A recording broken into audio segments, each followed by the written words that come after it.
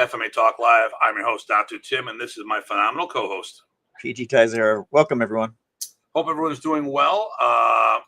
Real quick stuff. I am at the school today. Long story. Don't need to get into it. We have 4 guests. We are missing a 5th guest that may or may not come in a little later. I'm going to introduce him in just a moment.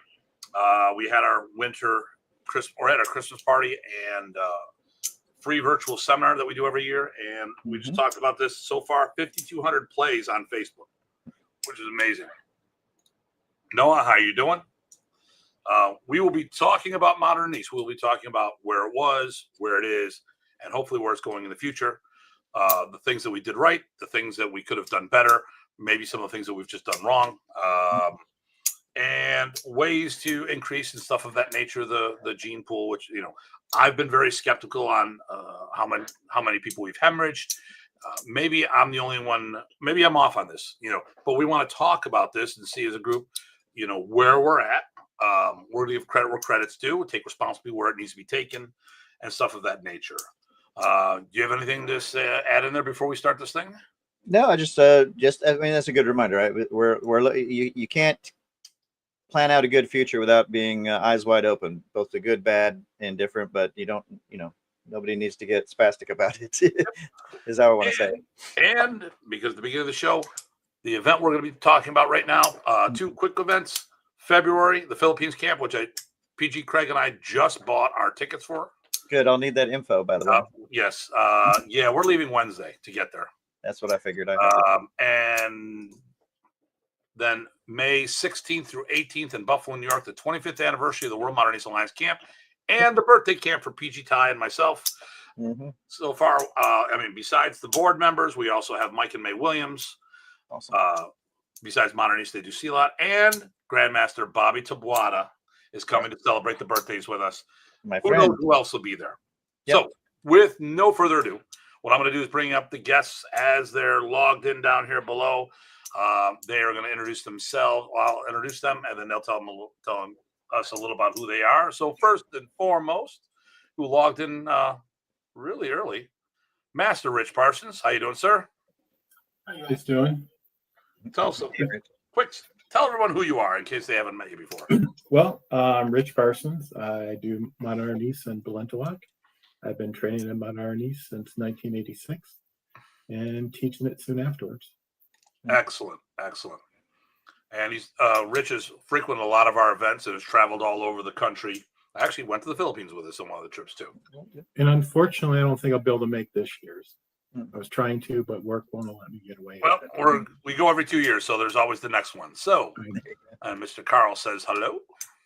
Hey, Carl. All right, our next guest, who's been on the show a couple times, and all the way from the left coast, Guru Eric. Hello, how are you all? Good. Quick 101. So, my name's Eric Hustoff. I've been studying Modern Arnis since about 2021, 2022. Just recently opened a school here in the Portland, Oregon area, and slowly building up my students. I'm now up to 5. There we go. That's 5 more than when you start, or 4 more than when you started. There you go. Darn tootin'. And I will say this: where did you get your first student from? From Datu Tim.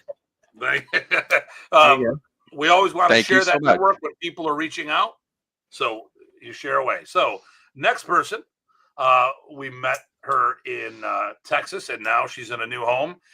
Has a crappy football team, but Jackie Bradbury. I should say the football team that has paid all the officials to make sure that they have bullshit calls. But anyways. Sure. Yeah, that's what's happening. Whatever it takes to sleep at night, man. Whatever it takes. My name is Jackie Bradbury. My husband Kevin and I own Kinder Protective Arts. It is a Presas Arnis only martial arts school in the Kansas City metropolitan area. I have been training since 2008 when I was introduced to Modern Arnis, when someone put a stick in my hand and said, do this. And I was like, ooh, this is cool. I've been doing it ever since. So it's 16 years now. In my school, we started here in Kansas City with one guy in a park. And now we've stabilized lately at about 35 active students. Excellent. Nice. Okay, and then our last panelist, and I'm going to say something real quick about this because 4 of us all started the same way. We had a teacher that was a direct student of professor, and then eventually we got passed up directly to professor. So in addition to myself, that was PG Ty, this Master Parsons, and PG Chad. How you doing, PG Chad? Oh, he's muted. You got to unmute yourself. Yeah, sorry about that. Hey, I'm Chad. I've been training different things. Started Arnis in early 90s. Crossed a lot of the same ground as Ty in the Gulf South, Louisiana, Texas area. Full-time law enforcement instructor. Teach a couple of clubs in the Maryland, Delaware area. And that's about it.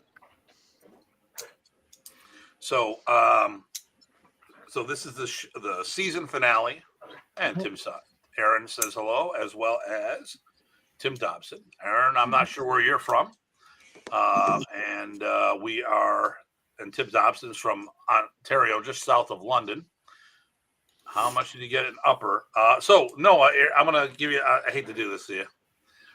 So we're going to have to give everyone a geography lesson really quick.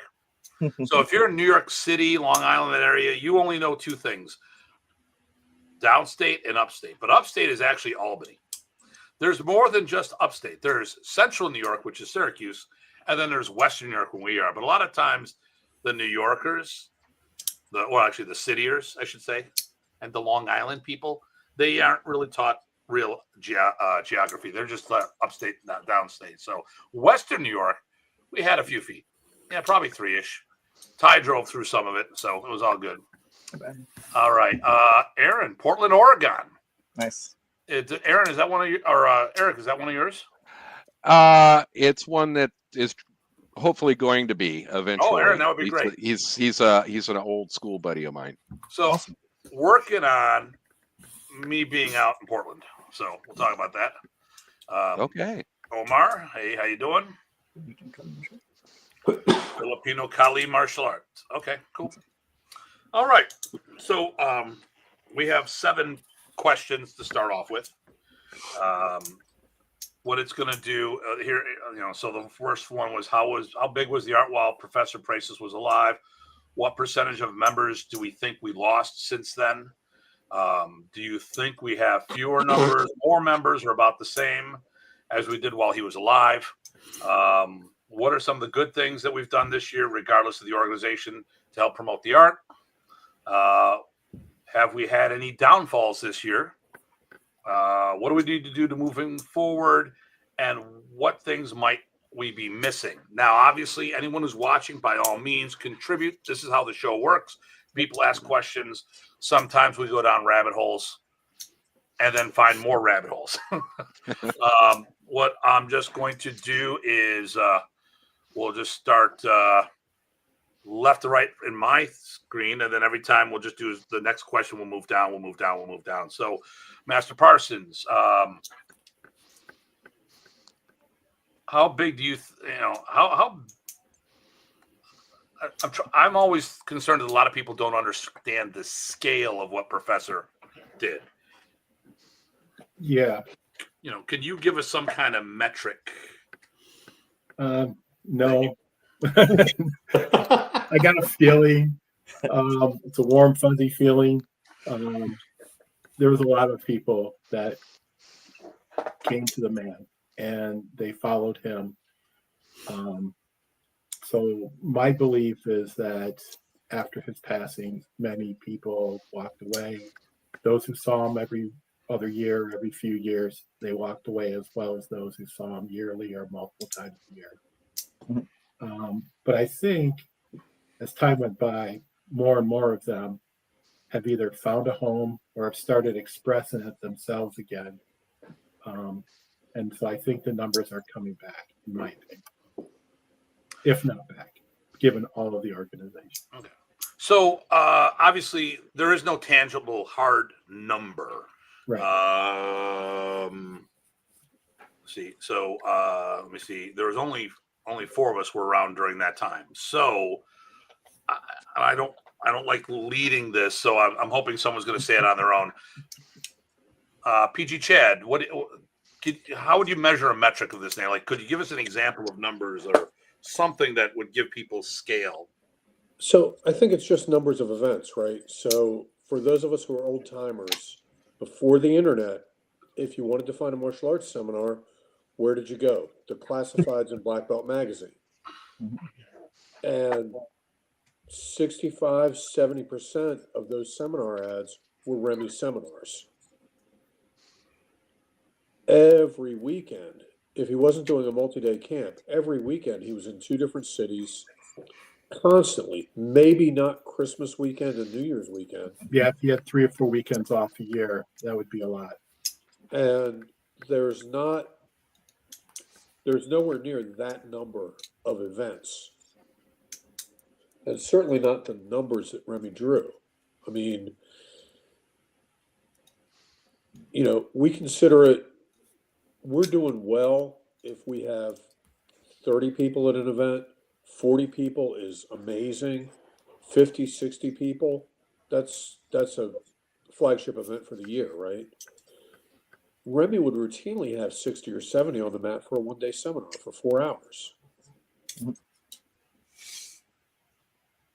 I was going to add to that too. So yeah, I was going to add to that too. So, obviously the biggest feel I have is a single state where I basically went to everything. So I got to see all of the different people. So one of the things I can say, at least from the time I was doing it in Texas, with 2 to 3 there was two always, and sometimes 3 camps a year.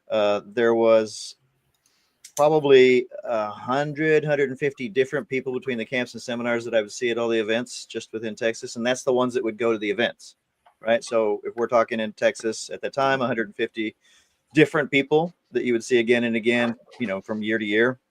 And some of them might not make all camps or all seminars, but that I think is an indication. And I would also say that I think that Texas is behind. Beyond that, though, who knows what they were teaching at their own places, if they were teachers, or who knows what they were sharing, those kinds of things. But that does at least give you a starting number about who are the regulars with Remy, regular-ish, right? With Remy, 150-ish across Texas, and some of them were multiple and repeats. I'm not counting them twice, but that's just one state that I can talk about. Over. And I think for Texas, beyond the camps, you have, Hawk very consistently had Remy in and would put, 40 to 60 people together, even on very short notice. No, I was including the seminars. I said camps and seminars. So yeah. And Tony Branch, a student of Guru Eric's. Is that you, Guru Eric? That's me, Guru Eric. Yeah. Well, there's also Eric Alexander that we All right. kind of comes up, and that's PG Ty's original instructor. So I'm glad you all said this. So I'm gonna refine this. You may have heard this a couple times from me. So I didn't want to lead with this. So Professor would probably do seminars 30 weekends of the year. Seminars.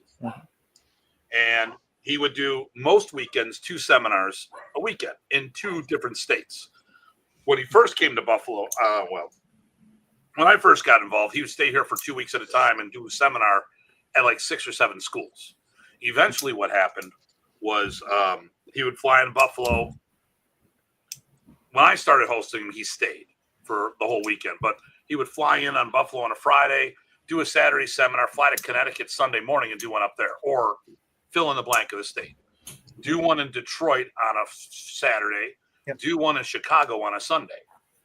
Those seminars probably averaged 60, 70 people.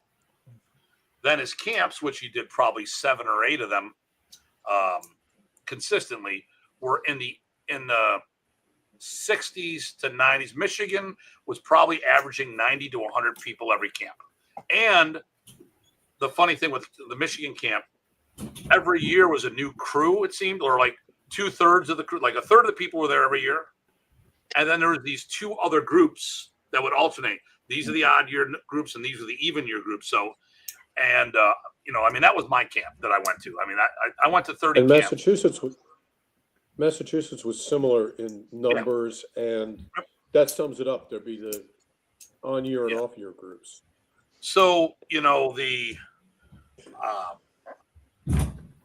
Remy had to be in the thousands. I mean, because like, how many people would only go see him when he went to a seminar?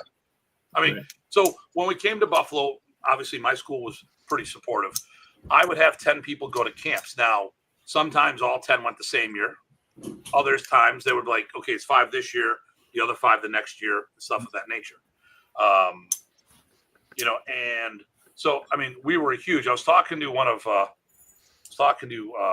Peter Mitchell from Toronto. He's Bobby Tablata's guy, and does some Modern Arnis. I'm not sure where he is right now with that. But when we were talking about something, he goes, you know, we were talking about the seminars. He goes, that's why like Bobby, Bobby has this, he had this like family thing, this community thing. I'm like, oh no. Remy also did another 6 to 8 camps, which would have a lot of people. The thing was, all these camps were spread out throughout the states. And like when Bobby does his camp in North Carolina, it's huge, unbelievably huge. It might even be bigger than the camps that Remy did. But all the other camps were significantly smaller, where it was more like a weekend seminar. And we would be at a camp for 4 days. And when they first started, they were 2-week-long camps, which I missed all those. So I mean, and that's just here in North America, you know. Then he got over to Germany, and they were doing pretty big numbers over there as well. I mean, so I think the scale, just to give people a little better idea of scale. I mean, I don't know for Filipino martial arts exclusively. I don't know of anyone who's bigger than Remy.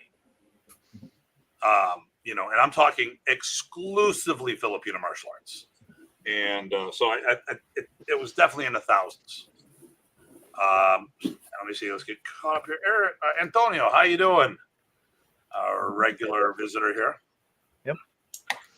Okay, so that being said, let me pull up my next question. So I had them all here, and of course, I went and did other things and moved my screens around. So, what percentage do you think we lost when? And okay, so when Professor passed away, I think we hemorrhaged a lot of people, and there's a lot of reasons for that. And I think a big one specifically, we were there for Remy. We all had personal relationships with Remy, and a lot of people didn't.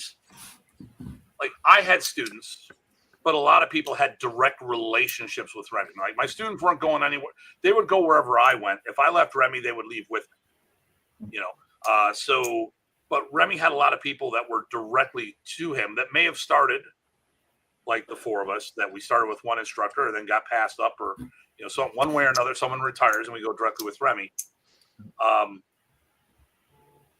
You know, so I think a big one is like when the man died. That's what he was, the magnet.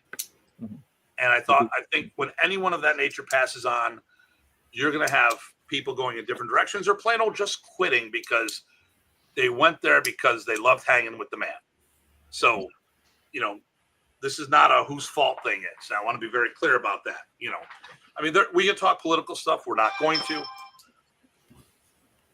When any head of a martial family dies, you're going to go through that. But I think one of the bigger things was the fact that we all came for him, and there was no replacement for him to us. So that being said, the next down the list, who would have been there when it happened, PG Time. What do you think about what kind of percentage do you think we lost? I don't know percentage. I think it's if you. So I'll start from my feel on who I knew all was doing it regular, right? And then how many of those are still doing it. That's different than losing overall, right? Because some people created some more people that never met Remy, et cetera, et cetera, et cetera. So I'm just going to talk about the ones I would normally have expected, because obviously I'm going to expect that everyone keeps on going like I do, right? Because if you're not, I don't know what you're doing. I just don't get it. But so if you look at that, I would say from those people that were still doing it kind of regular while Remy was alive, I think we have probably less than 10% of those. That's just my feel. And it's very rough, but that it's on that order of magnitude. Now, what does that mean for like the rest? Like I said, that's a different discussion. My quick take. Can I ask a question on that, Ty, just to clarify? Oh, When absolutely. you say you think you've lost, it's just people you're seeing at seminars, camps, weekends, gatherings, all of that stuff, versus people who are still doing the art, but maybe you're not seeing them at these events. Well, that's the other reason I'm specifically talking about Texas, because I've been back to Texas several times and I've taken the pulse, if you will, on across different places of it to try to see what is that, what is the difference, or as far as, hey, if there's a good event and you might come, they're not coming out as much if they're still doing anything. That's one. And then two, some of them have literally not been there. So that's what I'm guessing is around an order of magnitude lower. How's that? You think we lost 10% or we're down to 10%? Down to 10% for the people that started out and were regular at the time, because some of them, of course, age out. Some of them were doing it as an add-on and left and didn't keep it going because there's no Remy. There's a million reasons, but that's sort of what I'm saying. And it might be a little low estimate, but that's my grumpy estimate for the day. And listen, this is 25. He passed away 20. Right. 20. Oh, it'll be 25 years. No, actually 24 years ago. This August. So right. That's a generation. So a lot of this could be aging out. The question is also going to be the people who aged out. Did they make any replacements? Which is, I think, is going to be one of our future conversations in this today. But PG Chad, what do you think?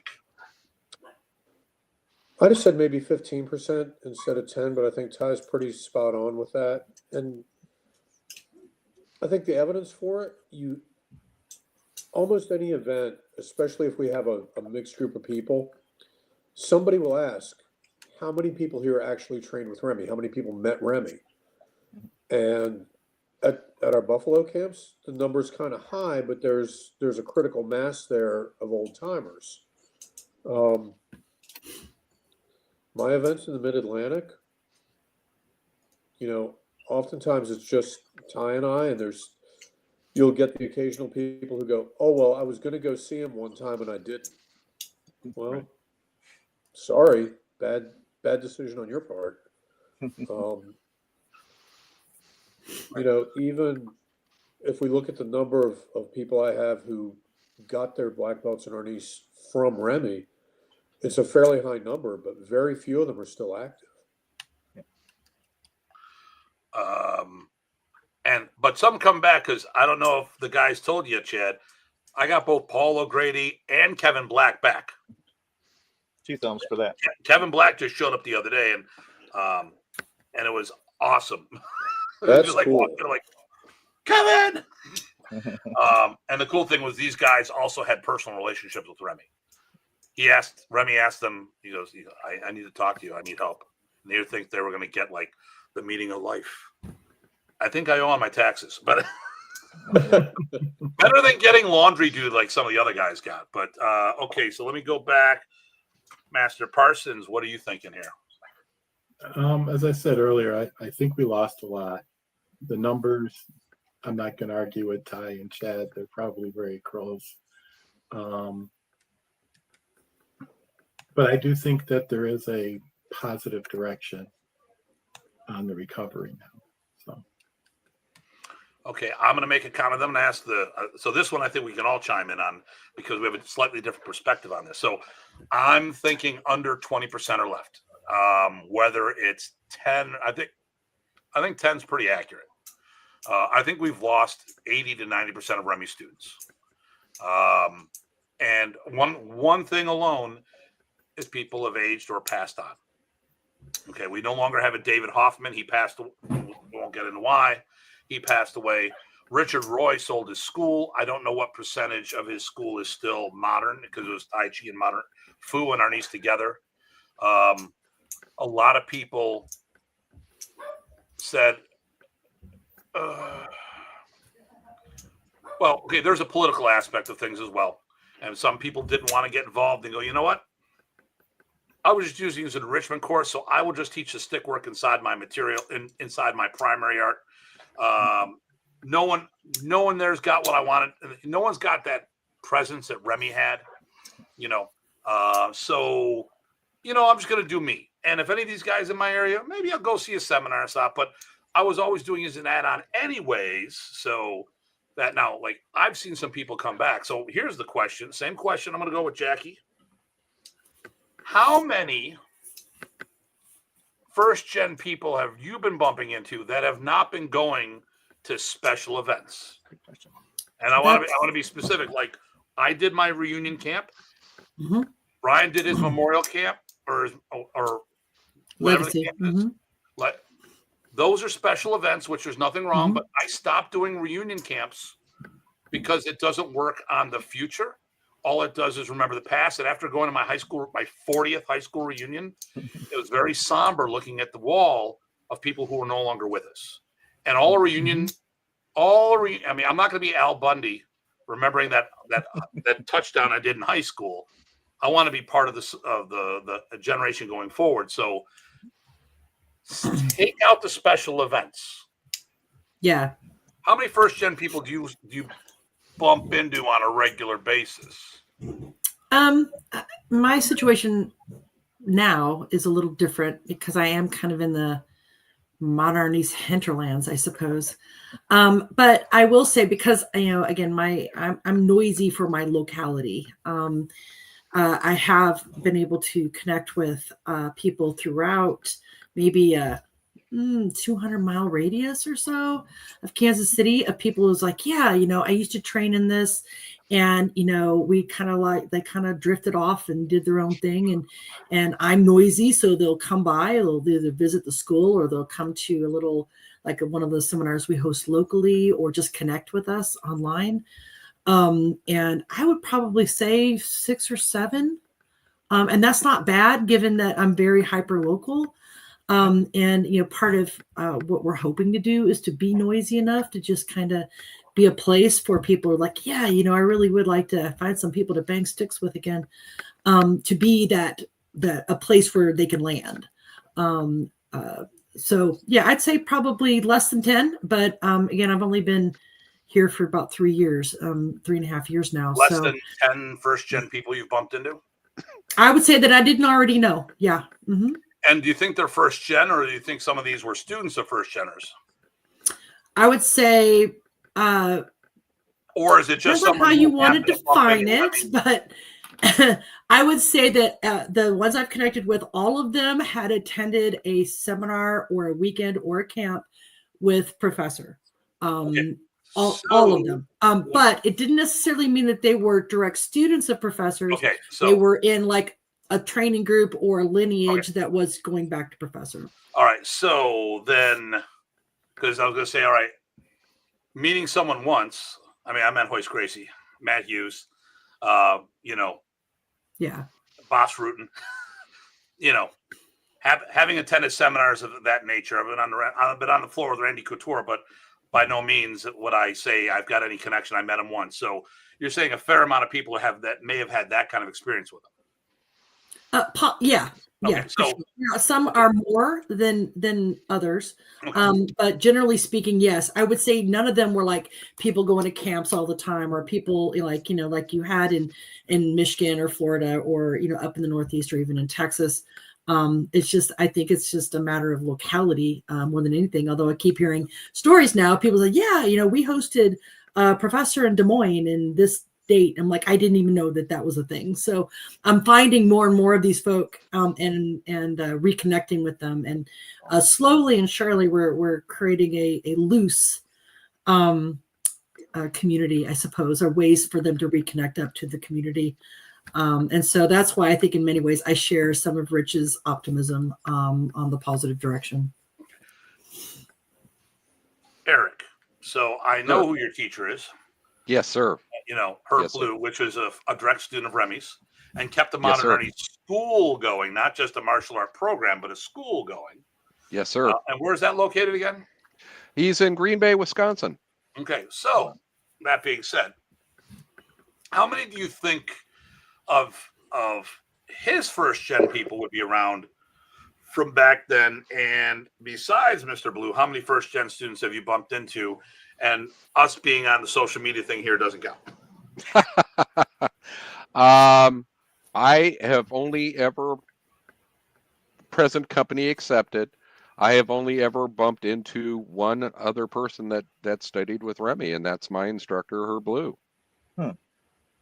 I have not run into anybody else who had had any dealings with Professor other than Herb, which is unfortunate. Portland has its own martial arts community. It's kind of small, but everybody knows everybody. I should recount this. I did run into one other person who did have dealings with Professor, and I know of one other person who had dealings with Professor. One person that I've run into off and on would be Dan Anderson, Super Dan Anderson, and that's only because Dan and we're in the same town almost. Yeah, we're in. Well, he's in Gresham, which is east of Portland. Super Dan and I also early on, because of a different system that I'd studied and have a black belt in, he started in that system as well. So I knew of Super Dan from that association. And then, like I said, I know of at least one other person in town who had a direct connection to Professor, and that would have been Fred King.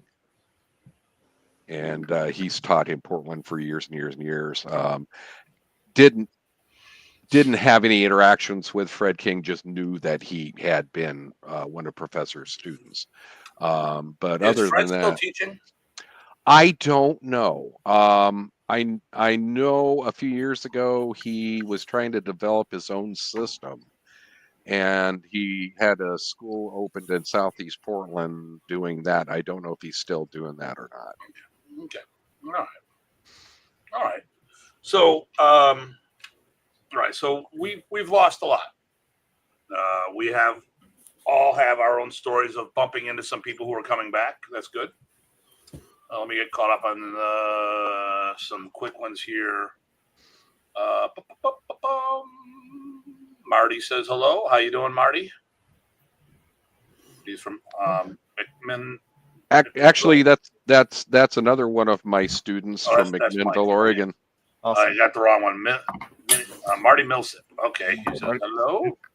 Datu sounding like the mom at the end of. Okay, fine. All right. Okay. Okay. Here we go. Master Parsons, have you ever studied the offshoot of American Kempo called Kempo 2000 under Kelly Park? No, I have not. That was a no. I didn't. I could have answered that, but I wasn't going to. Well, Marty, we could always start a program out there if you were interested in doing it. There you go. Hey, I'm from St. Louis. I'll be happy to hook up with you, Marty. So, okay, here we go. Hello from Wiz. Okay, Renee. Here we go. Renee. The rest of the panels and Tim. Thank you. Okay, knew that was happening. Always happens. Joe Lennon says hello. Hey. Hey, Joe. Hopefully you had your good seminar yesterday, Joe. Okay. So we have 1, 2. So, all right. Well, I think the third question has already been answered, but we'll go through it just because, So we know how many people we lost. Well, we have an idea. We have an idea of how much we've lost. And yes, I am the founder of Gymkhana. No. Just like I'm the founder of Taibo.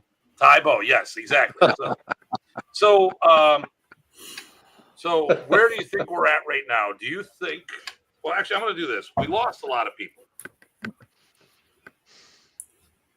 Do you think that we are back to where it was? Do you think we're still short? Or do you think we passed the numbers when Remy was here? And I'm going to start with Jackie on this one. I don't know that there's a way to quantify that exactly. I think that when you lose a charismatic leader, things kind of go off in their own ways, in their own backwaters, in their own neighborhoods. And I think it's difficult to get your arms around that number. I will say, I think over the last, I don't know, maybe year or two, it feels like there's some positive energy building in creating networks and relationships and contacts and support, even if we're, of different lineages, or different training groups or different, the direct student I train under is a different one than the one you train under, but that's okay. We can still play and everything's groovy. I think that is a building positive sign. At least I have felt it that way for a couple of years now. Definitely. So I don't know that it can be quantified. I don't know that it ever can be quantified, but I think we've got groups of people who were active students or students of students when professor was alive in whatever era, if we're talking 70s, 80s, 90s. And then you've got the second gens who are what I would think of as a true second gen like myself, and others who are starting to pick up the ball and are getting experienced enough and committed enough to do our own things and to run our own things, whether it's a martial arts school like myself, or, they get more involved in organizations and they start doing seminars, that kind of thing. I think there's a lot of positive energy out there. And I think that it is heartening to see. Eric. Sir. Thoughts? I think it's starting to get some momentum. I found, like myself, my school literally fell into my lap here just a few months ago. Got a heck of a deal on it, and so was very happy that I could get things opened up and start training some students and add to hopefully get us growing back again. And having Datu Tim and Her Blue and PG Tai, to kind of bounce things off of has been that's been a kind of a wonderful thing. It's helped me along and helps to get me started. I think what I'm trying to drive through is to try and get more students into my school and build our numbers back up. I have a tendency to agree with all of you. I think once you have the head of a particular system and that head passes away, you unfortunately get the downfall of folks who decide to drift off because they were there for the man, or they just decide it's time to retire and they don't want to teach anymore. And I think it's up to us second and third generation folks to get out there and put the push on, get the numbers up. Ty. Oh, okay. I thought I was going to go at the end. Well, I'm just going on my screen down below. That's cool. That's cool.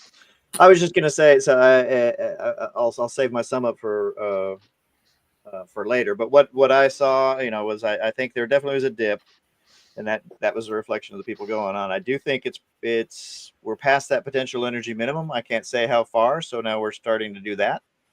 And the other side of that is, of course, we're not seeing people falling away right and left, right, which I did see for a while there after Remy died.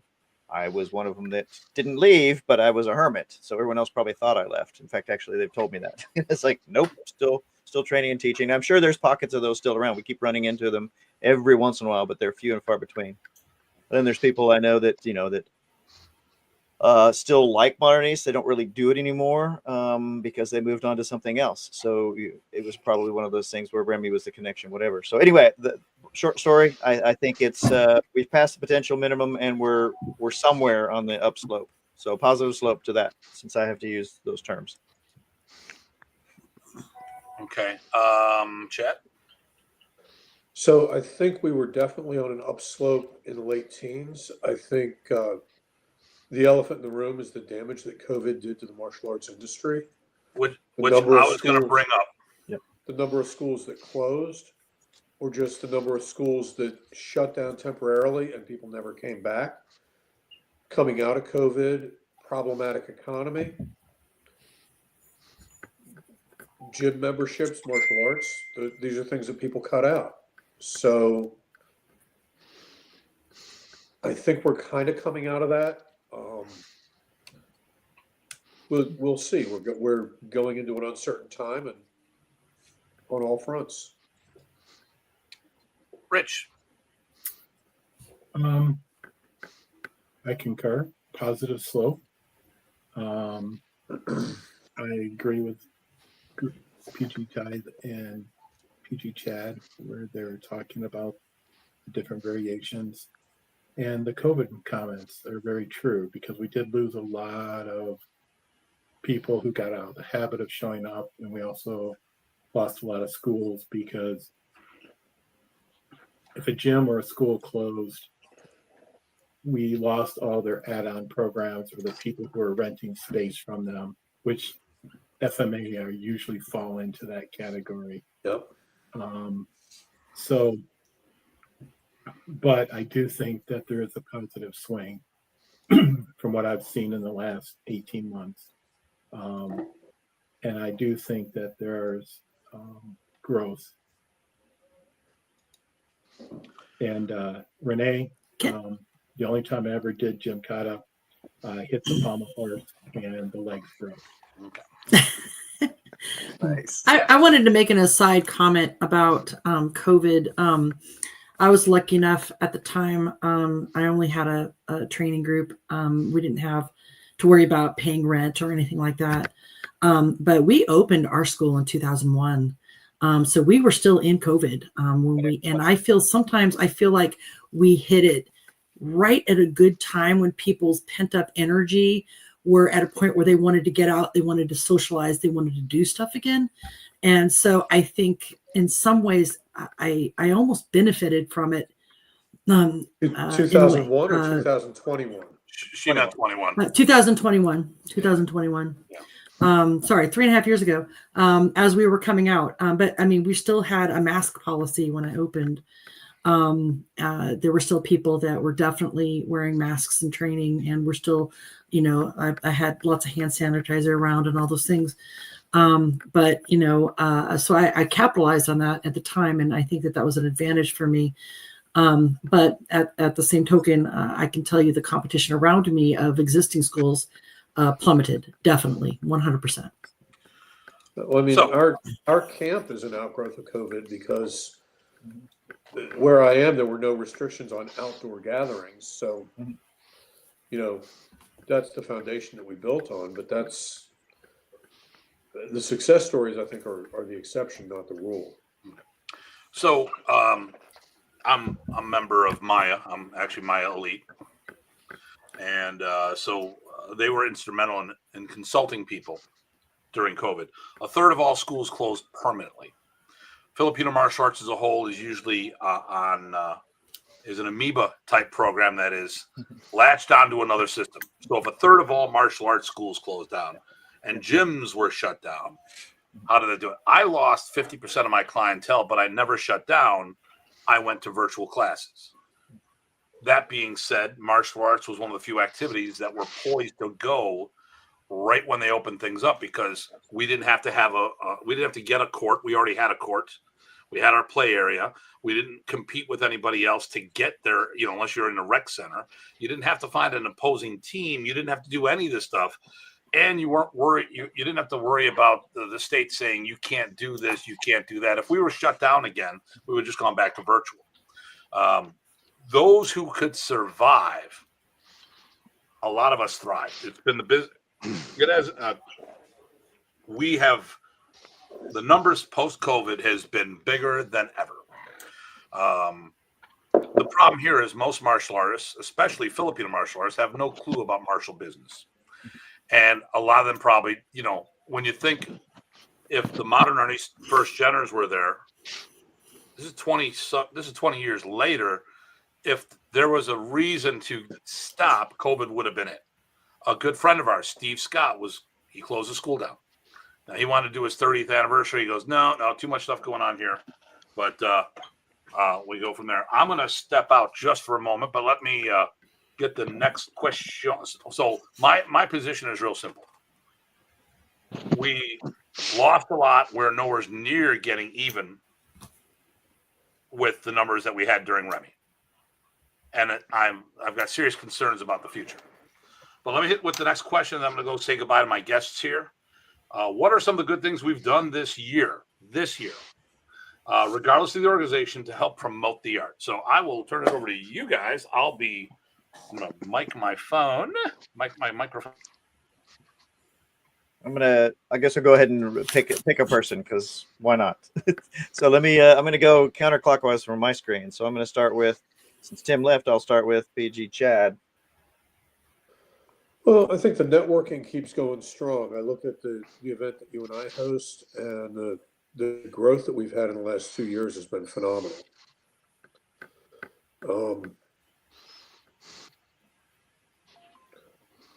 Regionally, I think the same. I see inroads into different places. I'm just not sure how sustainable it is. Any specific call outs to see? Because I'm trying to look at the question here again. There we are. Yeah, so I think this includes specific things. So, and that's fine if you want to mention individual camps or things you've been seeing people do, or ideas, or online, or in person, or just the way people are interacting. Anything else you want to add to that, Chad?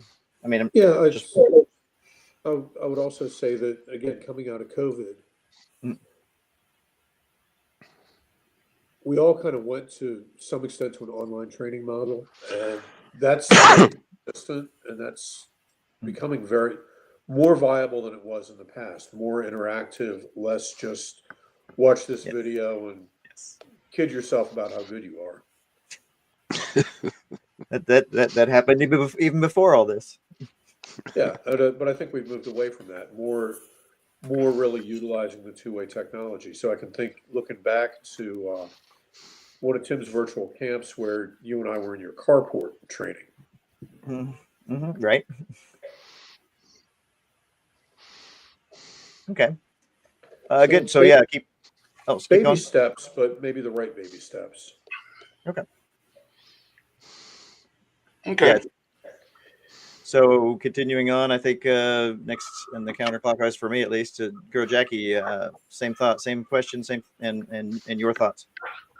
I would agree with PG Chat about the networking, and it's becoming, there's more of it. There's more connections being made. There's more, different people that I didn't know each other. Now they do, and now they're doing seminars together, or they're sharing information. Here's a camp. I live in Oregon. I'm going to share a camp that's happening in Massachusetts, because, in the online world, we're very interconnected. I would also add that I agree with Chad about the innovations in virtual training. That's one thing I'm pretty proud of, that we were able to kind of innovate this year. And now we have a model to do for us here in the Midwest, where I have a virtual student who's been training with us for now about a year. And she lives a couple of hours away from us. And we found a methodology that we feel balances the hybrid, needing to be in person with the virtual support at the same time. We found a nice balance that I think works well. And I'm proud of that one. And I'm really looking forward to being able to utilize that for people who are kind of isolated and are within, shouting distance of Kansas City, that we can help support people who may have trouble finding other people to train with. So I'm excited about that too. So I would agree, the networking and the energy of the networking was pretty great. I definitely am looking forward to seeing a lot more of it in the coming year. So this is for Mr. Renee. There you go. Put the Renee petitioned that I would wear a mask. Very good. And okay, all right. That was for you, Renee. I didn't see one of my virtual student is on here tonight. So hi, Ellie. Yep. Is that good? I was gonna say also, I think I'm gonna take a side on that. So Jackie, so Chad mentioned that he has a camp that is doing even better every year. I think it's important to mention you're in the hinterlands of Modern Arnis, but you're bringing in multiple different people from around the country.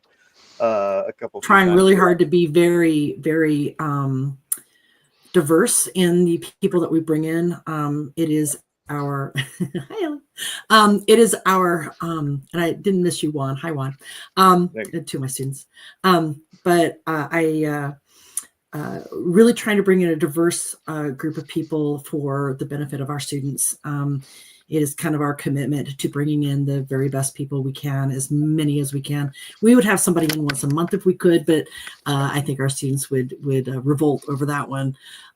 So we're doing everything we can to try to make those connections, get our students to know all of these great leaders and teachers, and so that they can then go and branch out with all of you as well. So it's something that we highly encourage all of our students to do.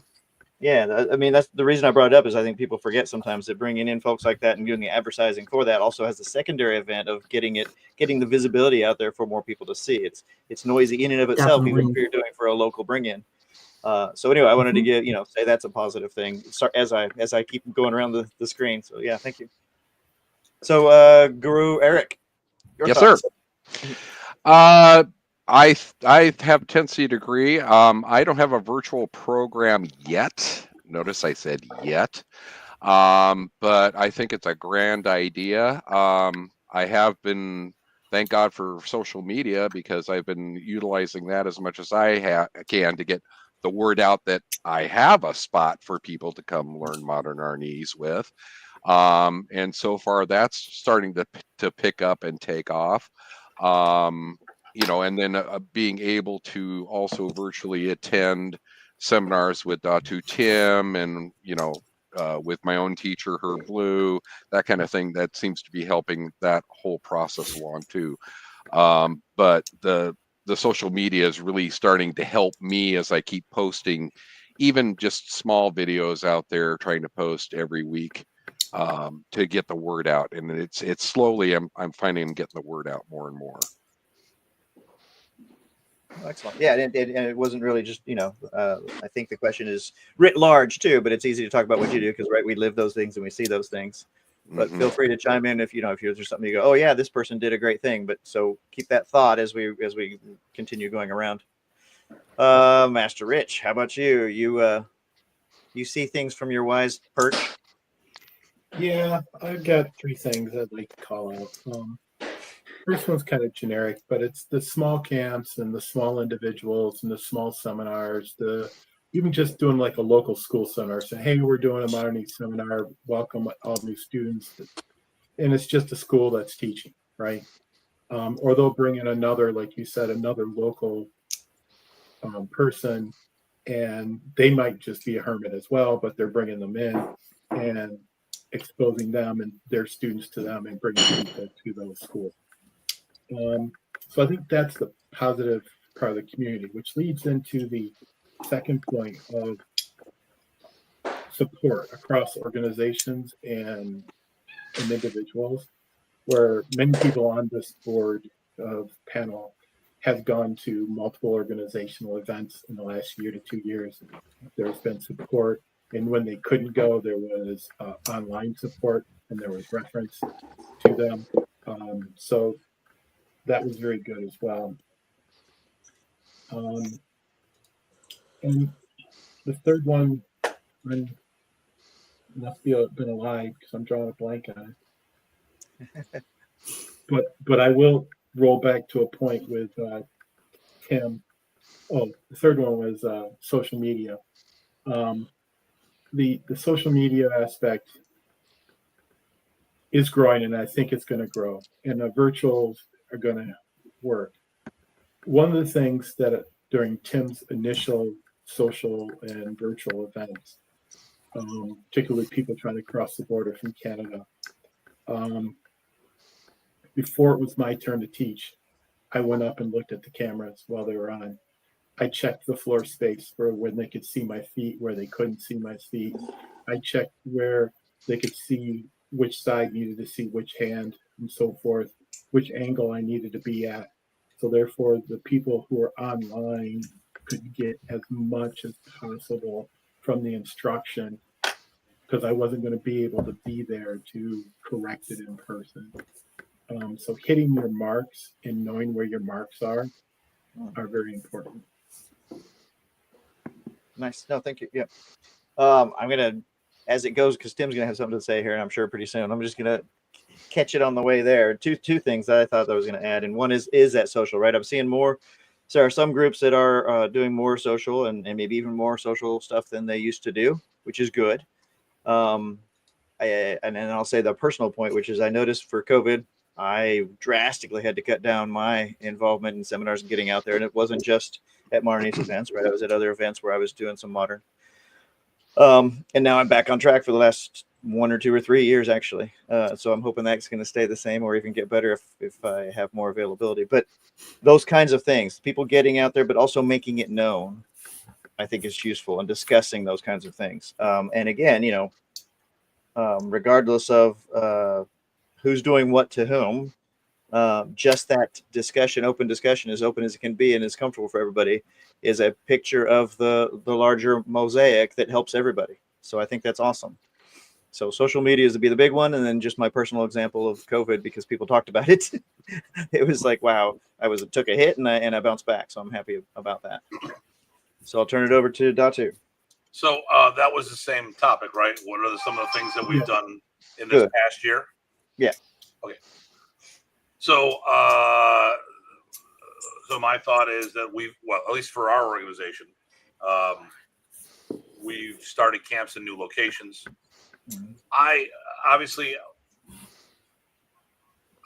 To my knowledge, we were the first ever to do a virtual seminar. We did it on Facebook before COVID. I was using Skype to do private lessons for long distance students. I really don't like doing them. I understand it's a necessity. I think we need to get away from relying on virtual classes.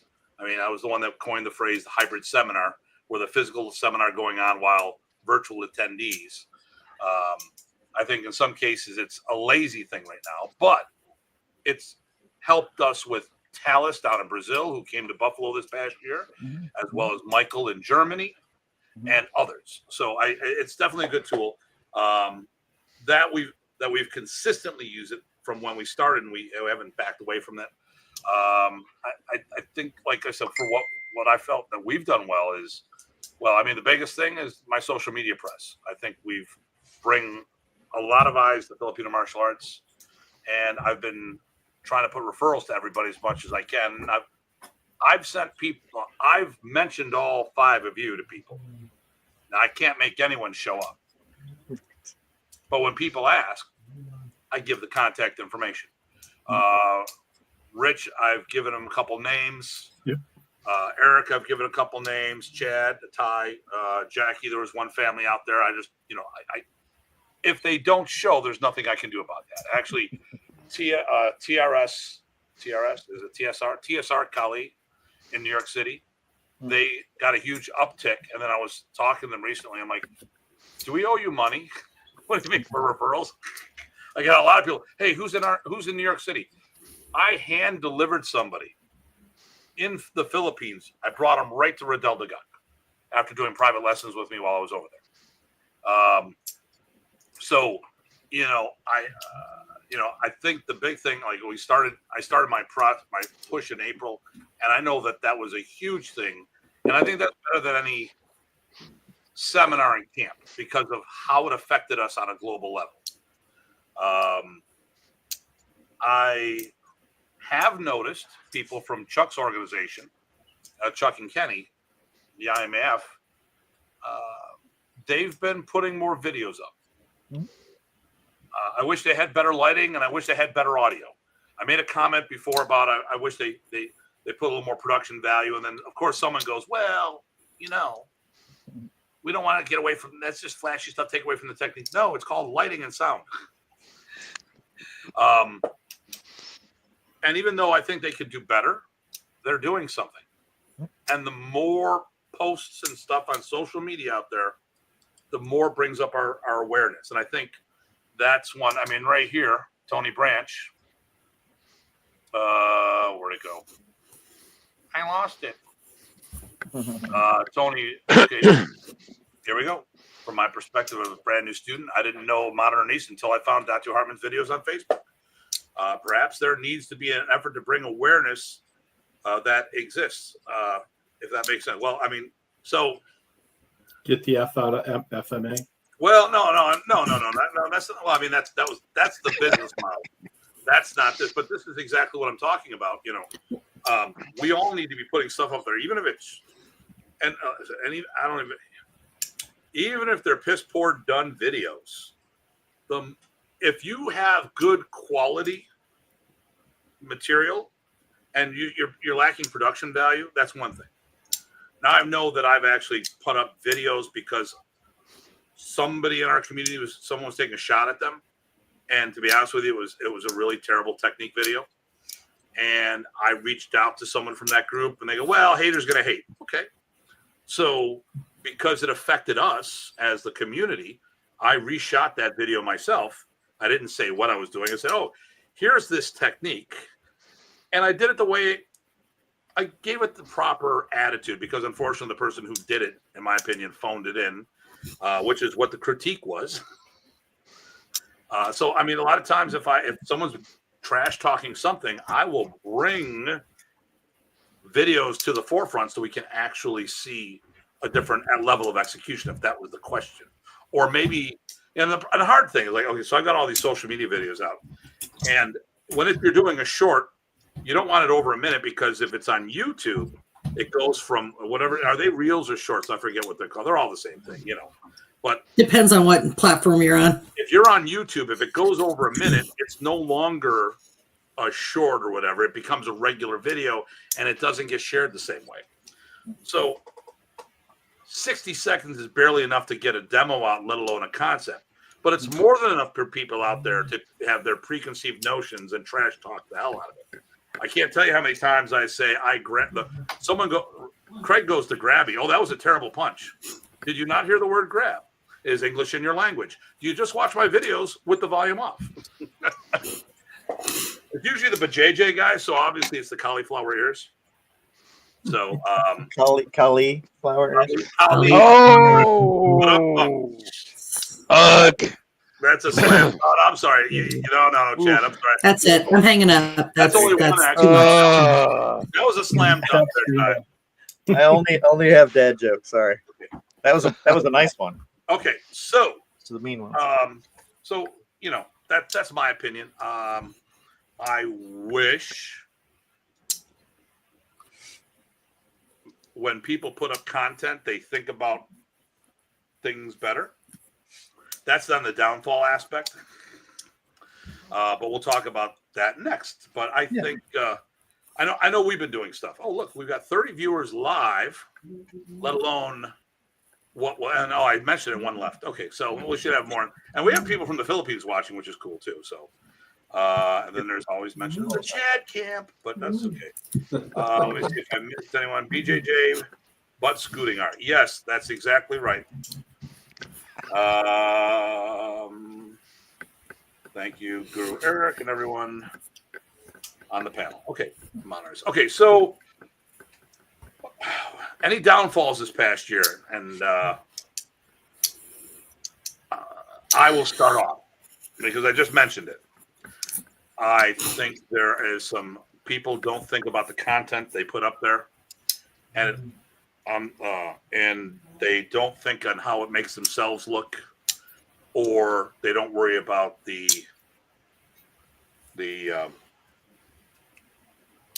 quality of their execution. Now I'm going to head this off right away because someone's going to say something. Yes, I have controversial videos. So if you want to get content out there, you got a couple options. One of which is I can wear skimpy clothing and make sexual innuendos, and no one wants to see that. Or you talk about some controversial topics, and I've had some people say that I talk BJJ, and I've talked about the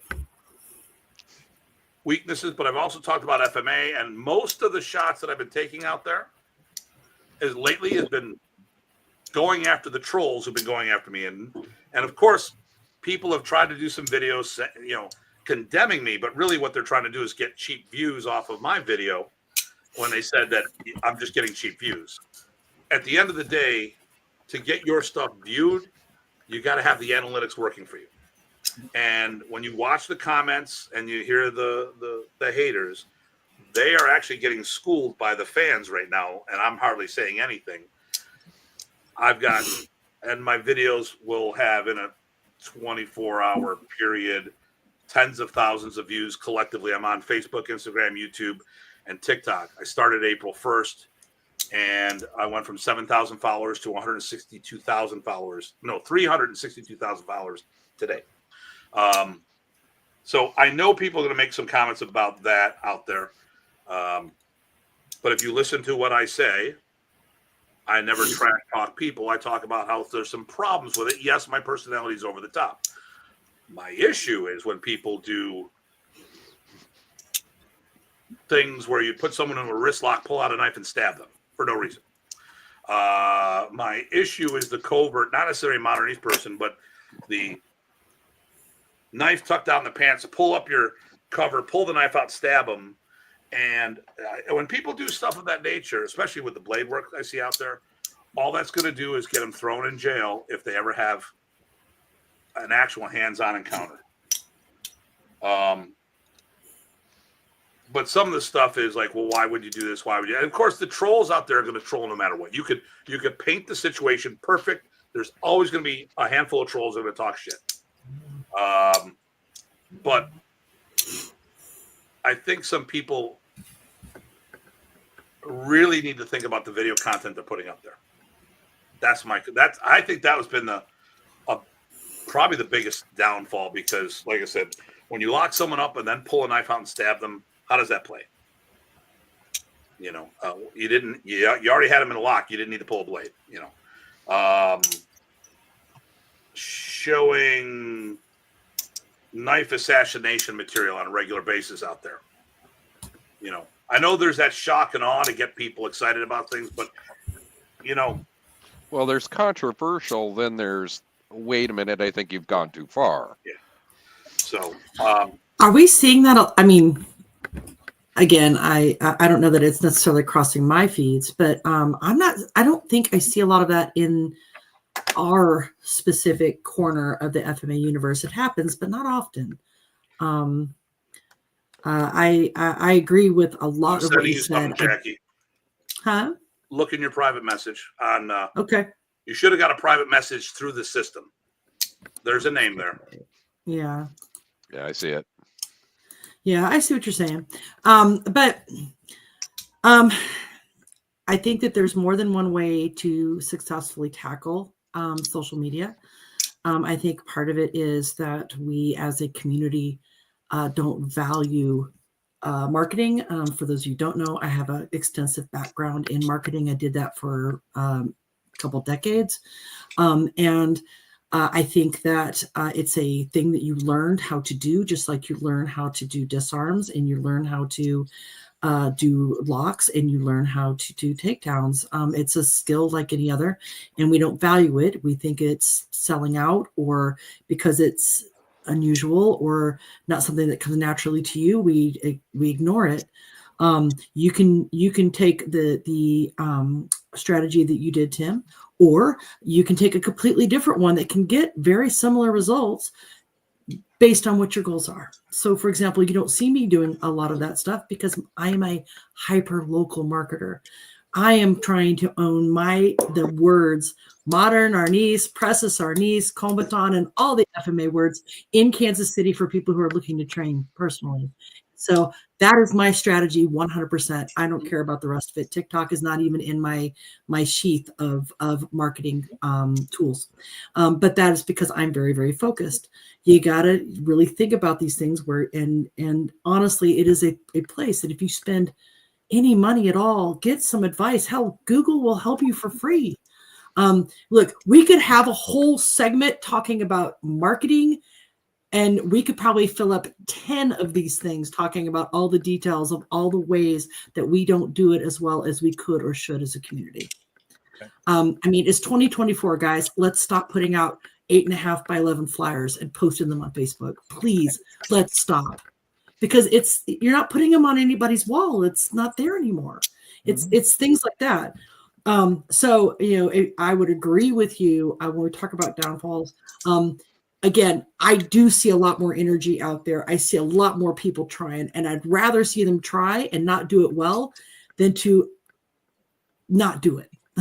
I think doing it is better than not doing it, because what happens over time is that you learn how to do it. And then over time, you get better and better. It's just like anything else. How do you get better at martial arts? You do them. It's no different. Absolutely no different. And, in my little local community, I do own the keywords that I want to own. Nobody tops me in Google search. That is my key. And that's how I find all those guys who want to train and come in here and they train with us 3-4 times a week, some of them. And that's why we do it. So I would 100% agree. But, I think I've been writing about that and complaining about it since I arrived. So, it's not a new complaint for me. The other downfalls, I think, are we have a very difficult time organizing ourselves in a way that isn't necessarily structured. We don't necessarily have to have an overarching structure that we all have to adhere to, but we do need to have methods to share information, to share things like best practice. Like, again, I started my little tiny little martial arts school from me and Kevin and a couple of guys in the park in December, and it was 9 degrees. It was not fun, but we built it, and here we are, and we survived, and we've learned a lot in that process. And I didn't have the advantage of anybody knowing who the heck I am. So I didn't have the advantage of being connected to, professor or anybody famous. It was just me and Kevin grinding, and that's how we made it work. We don't have a good process to share those kinds of information, to help each other out with that advice, to say, hey, what do you think of this graphic for my seminar? Or, hey, I want to try this. Have you done it before? We don't have that network to talk to each other. When you think about MAIA, for the Martial Arts Industry Association, belonging to that is an organization that allows you to connect with other people to have those kind of conversations. I sure wish we had one in the Modern Arnis world, because I think some of our problems are unique. It's hard to sell Filipino martial arts by itself compared to karate, kempo, taekwondo. And it's not an easy sell. And so what are our unique challenges? And so if you ask me, that's the big thing. I am here to help everybody I possibly can. Ping me on Facebook and I will do my best. But I'm one person, and I know that all of you out there have learned things that I have not learned because I haven't faced those situations yet. And I really wish it was a much better way of communicating that information without requiring it to be some sort of a hierarchy or something like that. I'm going to comment on that before we go to the next person. 2 things. One, you don't need to be anybody to promote your school, because at the end of the day, locally, I am just Tim. Here's the saying. What's the difference between a martial artist and a master? Ty, what is it? I'm just laughing because to the common person, none. They think everybody that's a martial artist is a master. 50 miles. Oh, there you go. In your own town, in my own town, I am Tim. Every martial art instructor, we all know each other by our first names. Yep. I go 50 miles down the road to Rochester, where Doug Marqueta is. They all know him as Doug. I'm Datu Tim. I'm Grandmaster Tim. No one comes through. The percentage of people that come through that door because it's me is negligible. So so the next comment is that comment you said falls in with what I'm about to say. You got to get the F out of FMA. So that comment there is an excuse. It's not. We are martial artists first. We specialize in the school of Filipino martial arts, but we do not market our school any different than any other school out there. I'm a martial arts school. No one gives a damn what I teach. When they come in here, I teach them. I give them all the stuff, and I tell them what we teach. But at the end of the day, and actually we did a show on this, about schools and stuff of this nature. Even Taekwondo schools used to call them karate schools because no one knew what Taekwondo was. Okay. There's plenty of places that say they're Korean karate because no one knew what that was before the Olympics. I am Horizon Martial Arts. That's my school. And when someone comes in here, they say, well, what do you teach? We teach a Filipino martial art. It's a lot like karate and taekwondo, but we do more. We do wrist locks, throws, weapon techniques. Jackie, I'm going to ask you the quick question here, and then I'm not going to go down this path. Are you telling me that you do no open hand combatives whatsoever in your school? Absolutely not. So why not market like every other martial arts school out there? We do. So We do. There shouldn't be a problem marketing your school. So because here's the thing, we had someone else on our show make this comment before. Well, you can't have a full-time FMA school. No, you don't blame FMA for your failure. And I'm not saying you, it was the person who made this comment. It's not my fault that I was one of the few people that committed to Remy's program. I came up in the Filipino Karate Academy. It was a full-time modern Arnis school. We have the forms, we have the punching, we have the trapping, we have the kicking, we have all this stuff. For people to say that they can't do it, to me, that's a bullshit answer. That shows me. I'm not saying you, Jackie. I'm just this is a point for me. Too many Filipino martial artists rely on other systems for their open hand combatives. Okay. Now there are some styles that have no open hand combatives in it. Blintz walk, which is one of my favorite systems, the trained supplement. Mm-hmm. It's all weapon. The open hand, I wouldn't talk about. Serrata, I've never seen anything there. And we can go through the systems of that nature. Tabata, it's a long stick. But there's other people that say, oh, you can do your open hands. You can do jiu-jitsu, jeet-kune-do, boxing, kickboxing. I'll just focus on the weapon. And if you're those people, you will never succeed in having a full-time school. We have such a rich program. And knowing that you're the Presas lineage of both Remy's art and Ernesto's art, there's plenty of open hand combatives, providing your teacher taught you properly, unless you say he didn't. But I know who your teacher is, so I know he taught you properly. So the whole idea that you can't promote Filipino martial arts is because that's not what I said. That's not what I mean. I said that's not what I said. It can be a hard sell because people don't know what it is. There is a whole process to doing the marketing, which again, I think is a whole series of other discussions, which we're not going to solve today. But that being said, people don't understand how to do it. And that is where we as a community, where you and me and all of us who are out here trying to build training groups, to build schools, because that's not the only model to spread the art.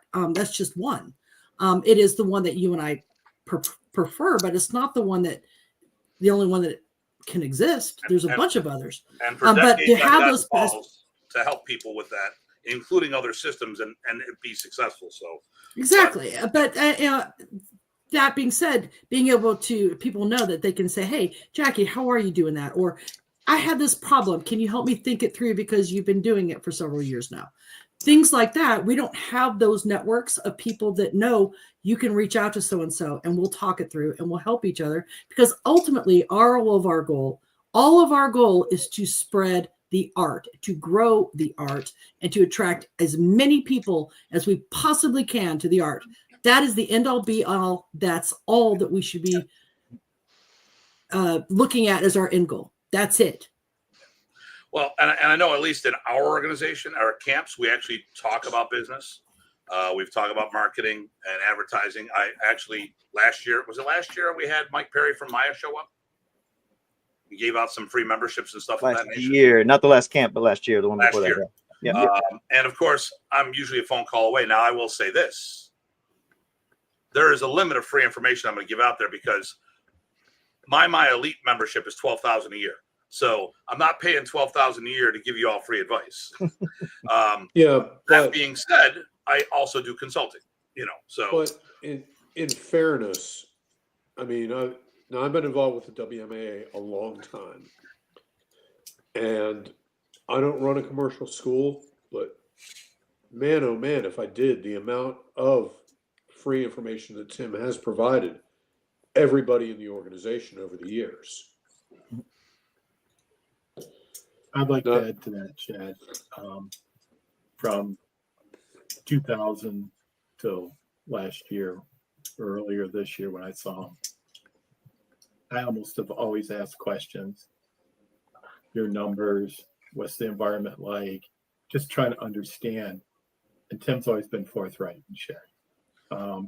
Well, and I'll say this: when you come to camp, and when people come and they pay to come to camp and they pay for a hotel room and they pay for all this other stuff, I give them as much information as I can. You know, when people show up, I give up. I give out. You know, it's just that, you know. Well, there's for someone who has a school,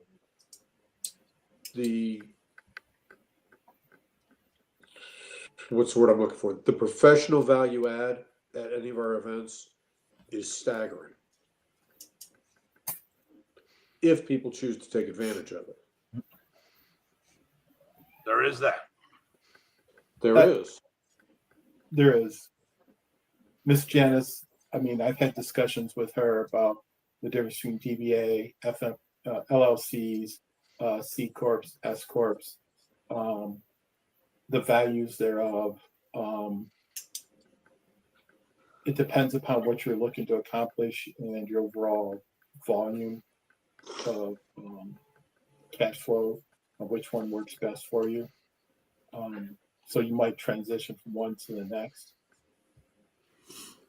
So I'm going to interject here because I'm a goober. But I think so. The two things. One, You're a Gomer is more like it. there you go. But we're edging into what do we need to do moving forward right now. And we still didn't finish the downfalls discussion. I think it would be useful to get there's three others that need to talk about downfalls. So Eric, what do you think?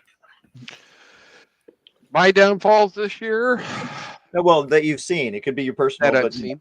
What are you seeing in the Modern Arnis community? I mean, as far as what I've seen so far, I'm not seeing any downfalls. My own personal downfall is, while I'm happy I got the opportunity for a school when I did, it was kind of late in the year. It would have been nice to have it a little bit earlier, so I could have gotten things running a little bit, a little tighter and a little quicker. But as far as Modern Arnis as a whole, I'm not seeing any real downfalls. I think we're all trying to get that word out and trying to spread the good news, so to speak. Like your average Southern pastor would say, we're going to go out and spread the good news of Modern Arnis. And I think everybody is trying to do that, and I think that's a positive thing. I don't think that's a downfall. Could we do it more? Possibly. If that's a downfall, I mean, that could be a downfall, is that we didn't get the word out enough. But I think everybody's doing a really good job of trying to get the word out. Okay. I'm going to jump to, let's see, which one? I'll go PG Chad. Sorry, Rich.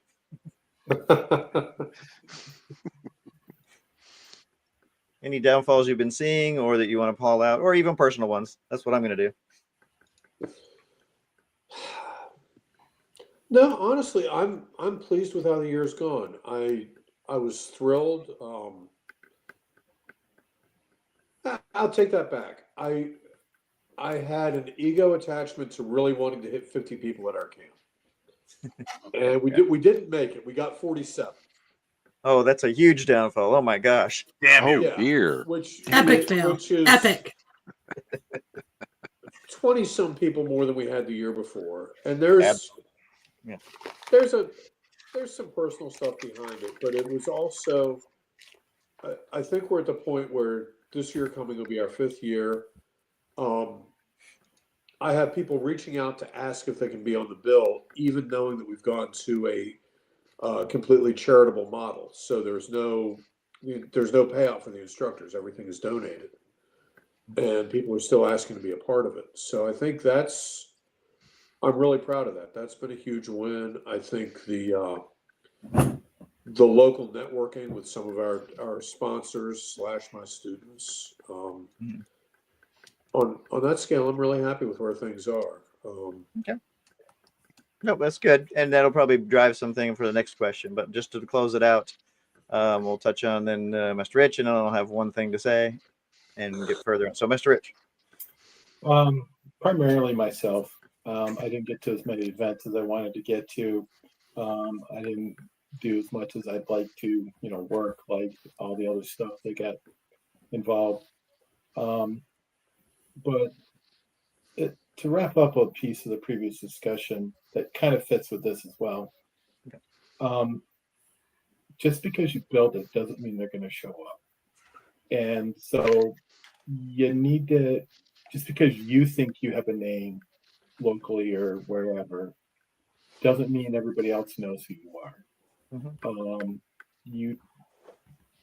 You have to understand the marketing, you have to understand the industry, and you have to understand how to pay your taxes and bills, because if you don't, then you're going to drive by and you're going to see, oh, look, that school is no longer there.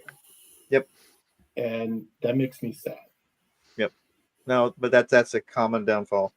Yeah. Well, no, I mean, so just to amplify or to add to that, the idea of a lot of times you don't know who you are if you're only talking to you and your people. And so it's hard to see a perspective about what you could do better if you don't do that. So anyway, but I'll throw out my downfalls. I did not do a darn single video this last year. And that was huge because I had been doing like 2-3 years of lots of videos. So that will lead into the next question, which at least for personal side, I will promise to do some videos again next year. Well, and I will say this, Ty, people have commented your lack of videos. You know, so sometimes. Okay, here we go. Yes, TikTok and Instagram are for younger generations. You got to know your market. So, like, I looked at my numbers. The country that follows me the most, the Philippines. Not even the United States, the Philippines, because they live on TikTok or they live on Facebook. South America, they're all on Instagram. And the nice thing, if you're doing shorts, you can do all 4 platforms because it'll reach all the age groups. Here's a downfall thing, which is also a thing for the future at the same time. So our organization does a fairly decent job of this. You know, we teach kids. And I think a downfall is that most of the Modern Arnis I see out there, other than our group, doesn't teach kids. Now, I know some people don't have the means to teach kids on a regular basis. But if we've looked at some systems out there, Dean said, "What's going on out here?" And Dean and I have talked about this, the future of FMA as a whole. Hey, Dean. When you look at some of these groups, they're all people in their 40s and plus. That's not preparing for the future. So what I'm going to lead with is, what do we need to do for the future? I would love to. So I challenge the Modern Arnis community out there to do better. I said that we do more. Come on and do the same thing. Come on, get more visibility out there. Because the thing here is, like, I remember when Jeff Delaney did an article, a bunch of people cried foul, and I'm like, well, why are you crying foul? Paul O'Grady did an article, Modern Arnis' Next Generation. I was one of the people mentioned. Here's the thing. When someone puts out a good ad, a good magazine article, a good podcast, a good whatever, and people get excited, the first thing they're going to do is they're going to look the person up. So let's say someone looked up me. Okay. And this is what happens with all my social media. And then I go, well, yeah, but I'm in Kansas City. Well, sooner or later, they're going to find Jackie. So a rising tide raises all ships. So Jackie teaches children. I've seen Rich teach children. He's not opposed to teaching children, but he doesn't have the means to do it as a school at the moment. I've seen everyone like, okay, this group is pretty open to working with kids, and obviously some of the material that some of us share is not age appropriate for them. Some of it could be from a conceptual point. So, like, why do I have a younger kids program? Well, it's not age appropriate. That doesn't mean I stab them in the eye. It means they don't understand police. That's why we don't teach trig in first grade. So I have 3 age groups in the school. I have 3 different curriculums based on their level of understanding, age appropriate. My downfall is my other downfall is the same thing as what I think we need to do for the future. And that's focus on the next generation, and that's start teaching kids. Because if you want I took it serious about taking Remy's art to the next generation. I take it very serious. If everyone else was taking it that serious, they would make sure at least someone in their group was reaching out to the younger age, because we're going to age out one way or another. So that's my thing. Well, here's another piece of downfall. You realize that supposedly TikTok is going to be banned as of the 19th of January. And I think that if that occurs, that's going to possibly take away one why of the... Why would it be banned in January? Go ahead. It's the news. Yeah. So they'd already passed a ban and it was held under an injunction. That injunction got cleared last week. And now it is set that the ownership must divest. If they do not, it will be banned in the United States in mid-January. So Elon Musk will buy it. Or that's what we're hoping. Or Facebook will buy it. Listen, it won't go away. There is too much money to be made for TikTok. So it's not going to go away. But even if it does go away, that's only one platform. True. Yeah, you definitely need to be on more than one platform. And you also need to think about stratifying based on different age groups that you're applying to. So like content that is entirely appropriate for a younger audience, speaks to them well, touches into what they're concerned about, is very different than if you're trying to talk to an audience of, say, middle-aged people who were athletes and they want to get back into training. And Modern Arnis is a fantastic vehicle to get back into physical activity and doing martial arts and doing all the empowerment that martial arts do. And I would use a very different approach, different messaging, if that's because I have more than one audience that I'm trying to attract into my school. So, yeah, for sure. Yep. I agree with you. All right, so Eric, anything else we think we need for the future? Are you talking to me? I'm sorry. Yeah. Eric. What do we need to do to moving forward? I think that it right there. I think just as everyone else has said, is getting that word out through social media. Take advantage of those platforms, get that word out, make them age appropriate. If you're advertising to teach children in your school, make sure you got an age appropriate set of videos out there. And if you're trying to invite older folks to come in as the fitness program, make that age appropriate as well. I think the more word we can get out there, the more people are going to take notice. And I think, Datu, you're leading the pack with what you're putting out there in the social media, because A, we all get a chuckle out of it, and B, you're putting it out there, and C, you may be getting trolls, but they're fans. And the thing is, we can all have multiple channels to have multiple clientele. So I have a school. I got so much stuff. I got a school channel, but as an example, because people are always going to bust my chops. One of my better videos, as far as views wise, was "This is proof that kids can't do Filipino martial arts." Oh, that was a kick. I enjoyed that. Wally right with us, and at the end, you're gonna edit that out, right? But that's a video I can share. I can share that on my school one, along with the video I did on, what do you need to be in shape? Well, Round is in shape. You could be in shape to do this and da da da da da. And there's plenty of things that we talk about that easily can go there. And as a lot of my content is fairly neutral. Obviously people focus a lot. Oh, you've done dozens of videos against BJJ. No, I've done about a dozen. Considering that I've done April 1st, one video every day of the week. That's a lot of videos, and a dozen's a small percentile. It's not the majority. And whether I'm busting their chops or just talking about things that could be done better, whatever, But I also talk about the stuff in what we do that could be done better, because unfortunately too many systems out there rely on Filipino martial arts as the primary, the weapons all the time, hardly any open hand combatives, or they don't teach children and these stuff of that nature. But okay, let's do this. We'll have to talk to Mr. Parsons. What do you think we need to do for the future? Support. And I know it's been mentioned, but it needs to be reiterated.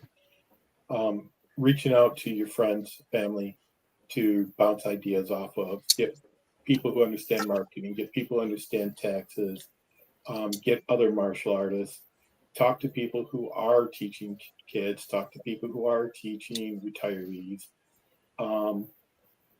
They don't necessarily have to be your best friend, but they've got to be a business associate, or they've got to be in the industry. And that's where your networking and your support for each other reach out, and you bounce these ideas off of them. And then the continued support that I've seen from this panel and others at events, not just for the organizational events, but independents and other in and out of FMA in general, and continued support that way. Because as we're moving forward and we're supporting others, we're supporting ourselves. I'm going to shout out to Creature Man right here. He's saying it's a hard time to find expensiveness, or he's always finding expensive places here. Listen, it's all about SEO optimization. You can teach in a gym. You can teach in a rec center. You can teach a lot of different places. I started off in office space, which was really cheap. I just had to be very good at advertising. There's a fair amount of offices that are right in front of you. You just might not have that big sign. So when you can find cheaper rental places, you just have to make sure that you make the extra investment into advertising to go with it. Make sure you have a website. Everything should lead to a website, because like we talked about, TikTok may go away.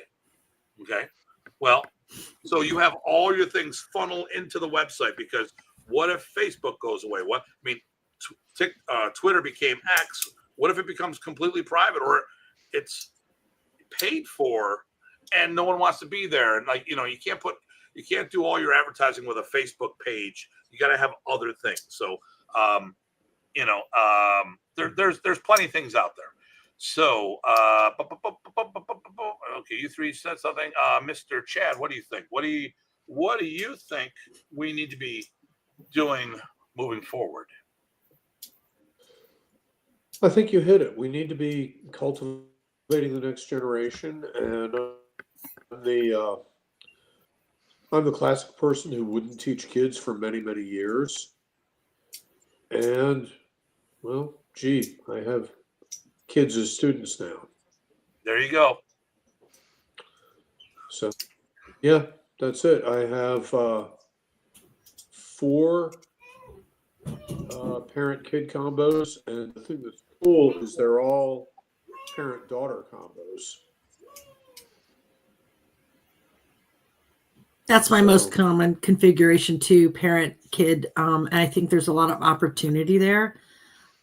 Plus you end up getting the parent training independently as well, which has been the case with almost every parent child combo I've got. And some of them are bedrocks of my school. If you want to develop an adult age program, you teach children, because you can get the adults, and not to mention the kids get older too. Right. Yeah. Okay. I like this Modern Arnis FMA Minecraft game. There you go. Well, actually, what I'm pushing for, like I'm some stuff I can't mention, but I'm in WECAF now, and I competed the World Championships. I brought back gold to the country. Yay! It was in the Southeast Asian Games. They're trying to get it to the Olympics. We need that kind of a push. Recently, Ryan Monolopoulos, my man, my rock, he was using Arnis, the open hand combatives portion of it, in Cobra Kai, episode 7 of the latest season. He is up on the pedestal fighting. Yes, he lost because he's paid to. But he was also the Green Goblin's stunt double in No Way Home and other things. And he's doing stuff and he's doing fight choreography using our art. And when he went down to Georgia, everyone started looking at him like, "Tell me about this Presas Arnis thing you do." But yep. Actually, anything else to add there, Chad, before we go to the tie? No, I think that's it. The tie. It is your turn, sir. No, so actually, you just let into it. There was, I would say, don't be afraid to let your enthusiasm and your love for this stuff show. Don't be a crazy proselytizer. But it's funny when just people love to do interesting things or hear about interesting things, and they get sucked in by that. I got my dentist to join my class, not on purpose. It just came up, and he was interested. And sure enough, he actually followed through and showed up at class. My third black belt was my plumber. There you go. See? So I think people do that, but sometimes we forget that those things matter too. Even though we're talking about social media and technology and digital age, word of mouth still matters because that's that personal connection you just can't simulate. So that's just a thought there, being silly. You know, I'll have my adults age out because they have kids and they're too busy running the kids around. But one of the places they're running their kids are my school. So it still all works around. You know, like I said, Kevin and Paul were they're gone for 20 years because married with children with real jobs. One relocated to another part of the country, and now they're both back, and it's better than ever. You know.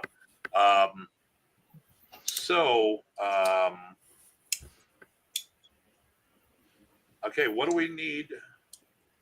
What do you think we're missing? Now, I here, this is a quasi downfall, and and it's a missing thing. What I don't understand is why people don't understand what curriculum is.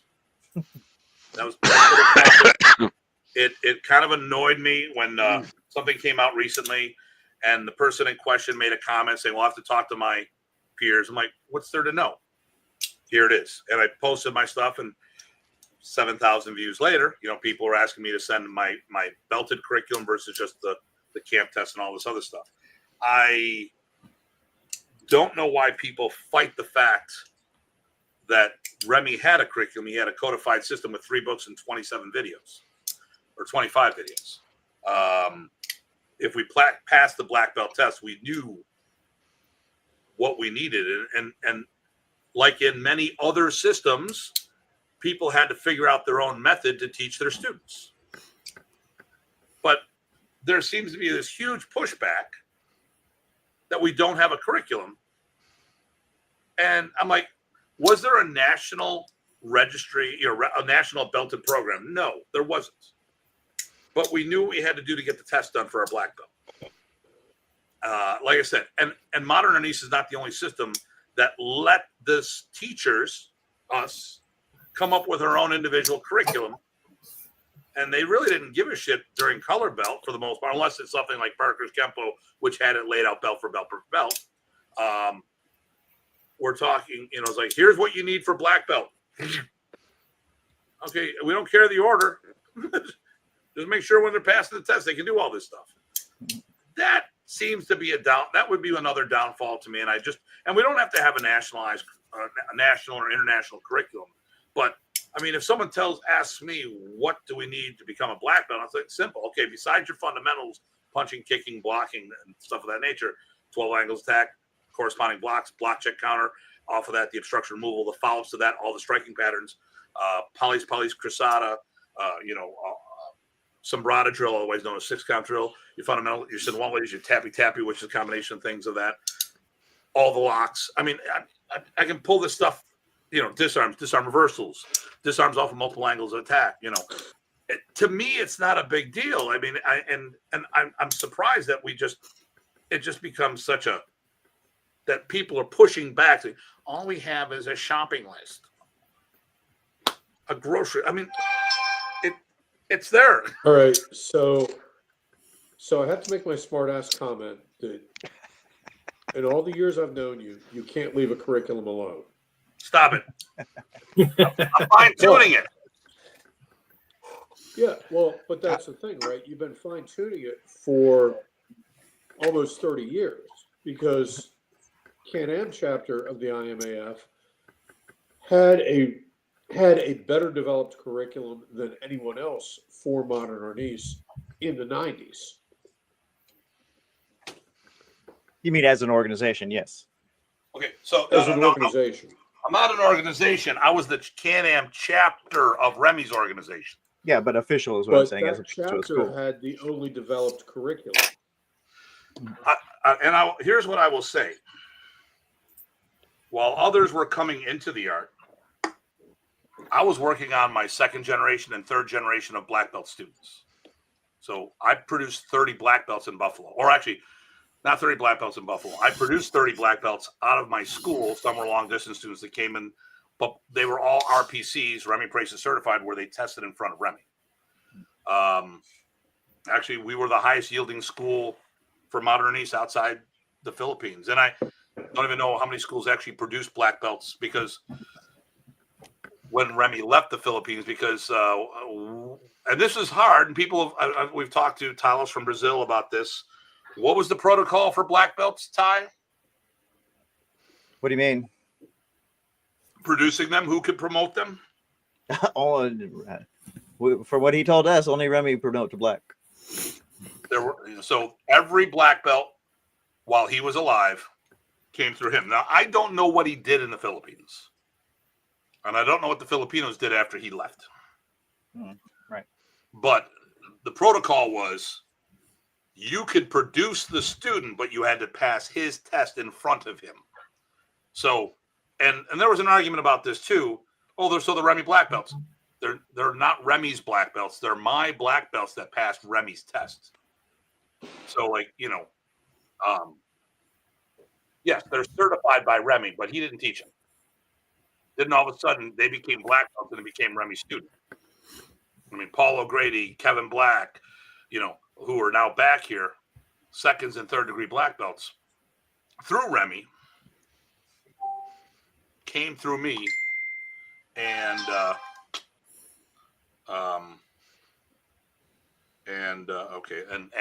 they passed his test. So, all right, but that's my thing there. So, but yeah, we had a curriculum, and we had a curriculum while Remy was alive. Okay. So, which question are we on now again? Well, what do we need to do for the future? Well, I thought did everybody talk about that one yet, or we're still going? Or no. What things are we missing? What things might be missing? So, Jackie was shaking her head that she didn't talk about. I thought you did, Jackie. No. What do we need to do moving forward? I didn't think about that independently. No. I said my piece because it was tied together. I was the first one to comment, and not the last. So sometimes people are bridging questions. Okay, Got it. So let's go to Jackie. Let's go right Here we now. go. Very good. Go this way right. on my screen. Yeah, that way. Okay, because I have to do a. Wait. Is this the tomahawk chop? That's a different thing. All right. Yeah. That's what winners do. You can't do. I gotta do Banda Yubanda. Oh, here we go. You know what I'm gonna do? I'm gonna do this. Okay. I'm gonna go that way. There you go. Okay, so here's what I think we need to do to move forward. I think it is really important that we work very hard on developing the next generation of people who did not train directly with Professor to develop the skill and the authority to continue the art. I think as a person who never met Professor, and I missed Great Grandmaster Ernesto by about 6 months or so, I think that if we are going to continue, we have to develop second and third and fourth generation. We have to have a process. We have to have a method so that these people become leaders in their own right. And there has to be a point where we lead. It's really critical for us to take the baton and run with it. The other thing that I would say is that I think all of us need to focus more on future state.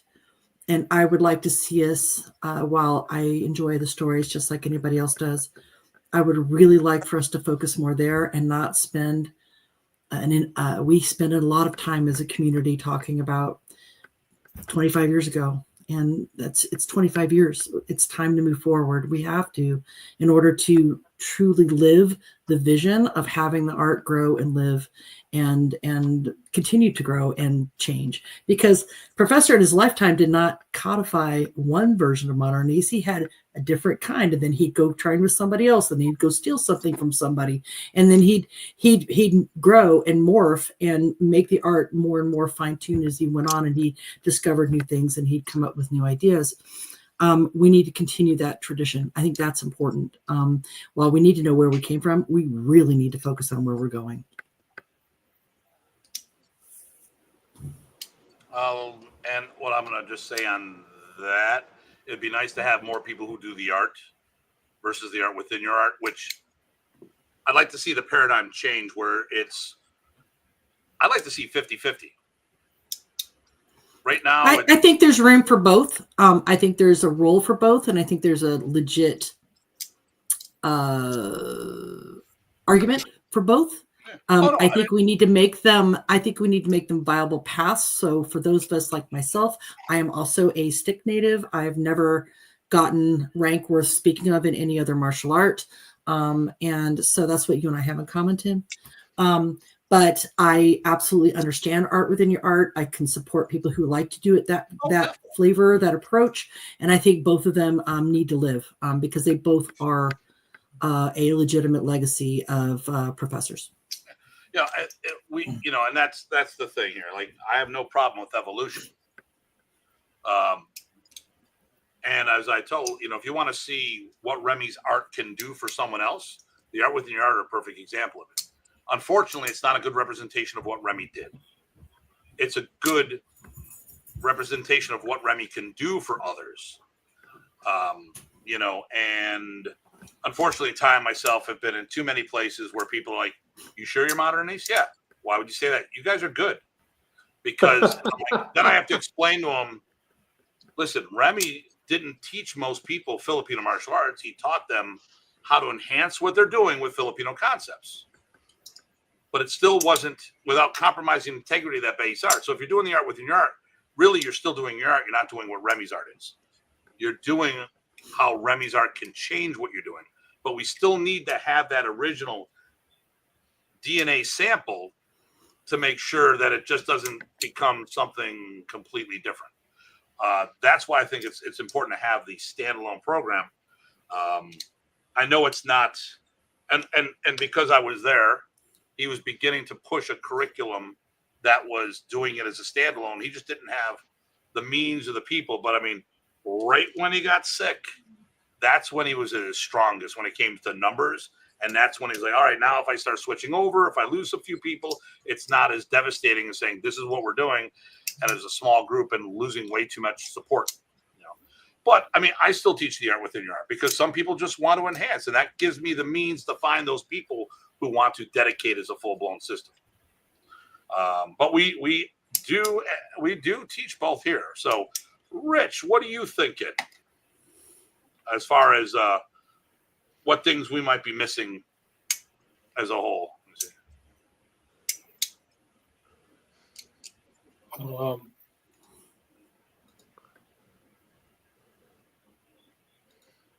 I like I said earlier, that more people are doing more things. But I still think that there's just something non-tangible that's missing from certain events. And it's not always the same thing. I get Jackie's point where she'll say, yeah, I didn't pay for a 4-hour seminar and I'm going to sit here for an hour and listen to stories. Can we do that after the seminar? And can I get out on the floor and train and learn some things? But I get the camaraderie and I know we need to get that there. But I think we need to find, as individuals and as organizations, your feeling, your emotion, your position. And I think that's what's missing, is that individual identity within yourself and then within the organization. People are still looking for some of the old, which is great, but people are also saying, hey, you shouldn't be doing that, to the people who are out doing it for themselves and finding their own expression. And I don't think that's good. I think what we're missing is the acceptance to that. And that's where I'm at. I'm sorry. Kind of negative. Chad, what are you thinking? Or do you think we're on point? I mean, the answer could simply be, I think we're on point. I think we're doing the best that we're going to do. I think the course is is on the right track.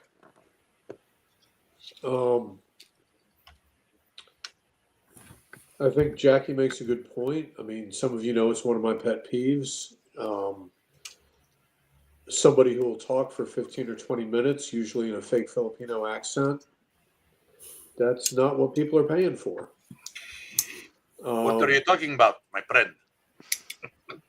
You know what? It's fine when after we're done training, we're out to dinner, we're having a couple of beers, and some of us are telling stories about the old days. That's cool. When people have paid money to train and you're speaking in a way they can't even understand you, it's kind of goofy. And it's very disrespectful of your customers. And if I see that as somebody who's not commercial at all, I don't know. Maybe if you're trying to make a living that way, you should change your game plan.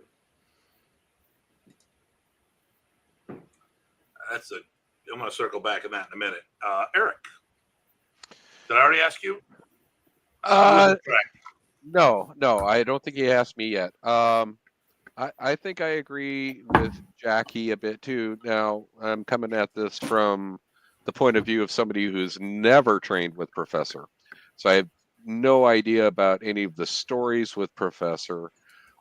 Just what I've heard, from you folks, and what I've read. Not that I'm above wanting to hear stories about Professor. I think having those stories are important, but I think along those same lines, it's a case of there's a time and place for it. So, I say those stories are important. It's an important part of the system. It's what gave the system its aliveness, if you will, is Professor's point of view, his behavior, his sense of humor. Awesome. For somebody like me who was never around Professor, I want to hear that stuff. So it gives me a little better insight into what you already know, because you had the fortunate opportunity to be around him. I want to hear that. It's not that I don't want to hear that, but like Chad was saying, Jackie was saying, should be a time and a place for that. And with if you're in a seminar, let's do the seminar. If we want to talk about stories afterwards, that's awesome. And I think there's vehicles for this. I think there's vehicles for this, and we have plenty of them. Like forums like this are places for that kind of information. Yeah. Mm-hmm. But I also feel like our public conversations like this should also be, it's not just a matter of time in a seminar. It is, I would like to see the original generation spend a lot more time focused on building the future, building training groups, teaching people what they know, helping them along. That's where our minds should be. That's where our vision should be. So that we can live the vision, and not necessarily on whatever interpretation somebody might have had based on a personal experience. You know what I'm saying? I really want us to be a future oriented art. Mm-hmm. Mm-hmm. I agree. And my personal interactions with the World Modern Arnis Alliance has helped me greatly so far. One of the reasons why I became a member of the World Modern Arnis Alliance myself, so I think I've got the only school on the West Coast, or at least in Oregon, that is a member of the World Modern Arnis Alliance. Currently, always looking to expand, but that is not today's show. That's true. Rich, you got anything you think we're for the future? That we're missing anything, or did I already ask you? You already asked me. Okay. Did I ask Chad? Yeah, you did. Ty, I've been leaving Ty out on purpose. So, Ty, what do you think? What might we be missing? Well, there's a couple things. I think we all have our personal connections, what we want, right? And a lot of us people tend to focus on what we are personally missing and mistaking that for what the art as a whole or growing the art is missing. So what the heck? Rich, Sorry. we're missing someone to manage Rich is what we're missing. Rich, I was missing Rich and he was reaching out and touching me. That's what it was. Uh-oh. It's gonna get weird. but That no, reminds me of an old commercial. There you go. But no, so that thing is, I think, useful. So as we all think about what we're missing and stuff, I think that's a probably useful reminder. I know I find it a very useful reminder because I know that I'm, as the old guy, right, I'm going to go fall into easily missing Remy or everything like that. But that aside, just that reminder that I would use everybody to do, sort of run what you're missing by as a sort of a crucible. I think, darn it, I had that thought. Now I lost it. Oh, that's what it is. So one of the things that comes out is because people tend to indulge that mindset. What I'm missing is seeing when I see people teaching and around the place, doesn't matter which group. Sometimes it's really easy for people to share in a manner that makes me miss them teaching it just for the sheer joy of the art. Right? It's either their connection or their memory or they're missing somebody. Instead of, hey, this is a really cool thing and this is what I got out of it and this is what you can get out of it and this is how it comes together. And it's just that not missing the enthusiasm, but just the motivation is not as apparent sometimes when people get worried about certain things. I think that, we're doing this all for a reason. And I think keeping that foremost will help bring people in for catching that enthusiasm. I joke a lot of times that, hey, I just teach by pure enthusiasm because I don't know how to do anything different. And so if that sucks you in, that's great. And that's awesome. But I don't know, I guess I see that and maybe others don't see that, but that's something I think I see. Okay, Rich, according to Renee, you're eating edibles and they're kicking in. No, it's fingers and touching the phone to clear something so I could see the screen properly. So I'm going to circle back to a comment that Chad just said. I think this is a missing thing in martial arts as a whole. And it's definitely, I think, in Modern Arnis. No one is paying for the honor to train with any of us. They're paying for a service. We have to remember that is a customer service based industry. Even if you're coming and doing the, hey, you're going to do stuff around my house and we're exchanging that way, there's still an exchange. If now Ty teaches free in the park, his payment is their dedication to show up. And his payment is also getting a training partner. But if he has to pay for rent, obviously that's going to be a different story, but he's doing it in the park. So if the future changes, we'll go there. But the thing here is it is a customer-based service. So we need, you're not loyal. No, loyalty needs to be earned. If you're going to a restaurant and the food gets crappy, are you going to stay there because you're a loyal customer? You might mention something to them because you don't want to leave because you like the atmosphere and all this other stuff. But sooner or later, when the rubber hits the road, if they're not giving you the service that you're paying for, they're going to go elsewhere. So when someone leaves my school, the first thing I think to myself, what did I do wrong? Or, oh, thank God, I've been looking for a way for that person to leave because it just wasn't working right. And I've talked to people and say, I think you need a new school. I have kicked people out of my school because it just needed to be done. Just as people might say, this is not the environment I want, Tim. I want something different. I have people come in and go, hey, try it out. If you're looking for something different, let me know. I know most of the guys in the area. Oh, okay, well, I want a little more jiu-jitsu. Oh, well, then you want to look more and then X, Y, and Z. I want to continue I'm looking for Taekwondo. Why? Well, I've done Taekwondo and I want to do more. I go, well, we do stuff similar to it. No, I really want to continue my training. Well, then here are the 3 schools I would recommend to you. Obviously, I'm open to that because I've had so many people at our events that are not Modern Arnis. If I was concerned and insecure, I wouldn't be having Bobby. I mean, like, because listen, when I bring Bobby to camp, he brings 1 or 2 people because his people prefer to see him when he's on his own. I bring it to camp because it brings a different flavor to camp to my students, and it's a different perspective of things. I like bringing a guest instructor, but generally speaking, my guest instructors do not generate enough interest to merit them being there financially. But I'm not bringing them in to make money off of them. I'm bringing them for the experience. So, it's all about developing that customer loyalty, giving a good service so people don't want to quit, so people can't quit because they value it so much. And I think we're missing that. I think there's still some people hung up on I'm always thanking people for showing up to the seminars. Anyone can host a seminar, anyone can teach a seminar, but it takes people showing up to support it. Same thing with our tournaments and all the other events that we do. I'm always thanking for people like that. Oh, here we go.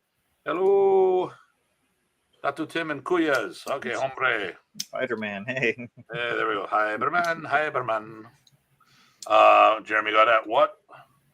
What did you give Renee? What did you give Renee? Okay, he's that's whatever. It's Renee.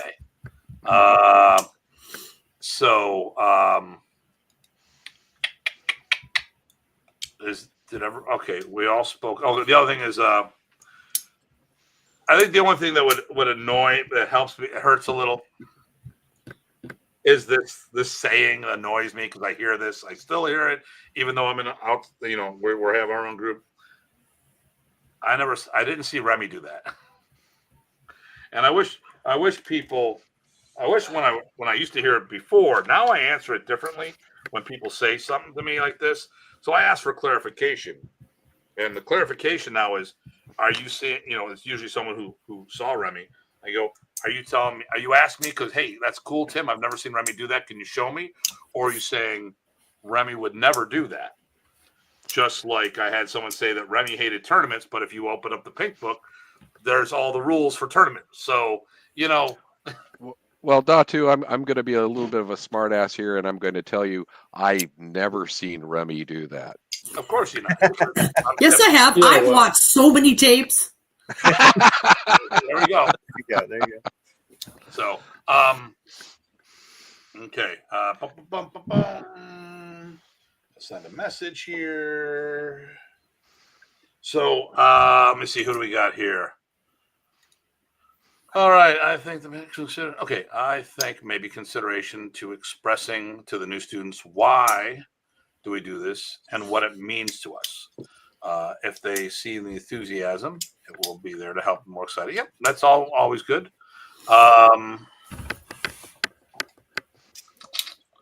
Let me see here. And then, it was there. I'm going to put it up there. I didn't want to, it's Dean being the guy. I put as much up here as I can. This one I was kind of thinking about not putting it up there because of how polarizing it can be.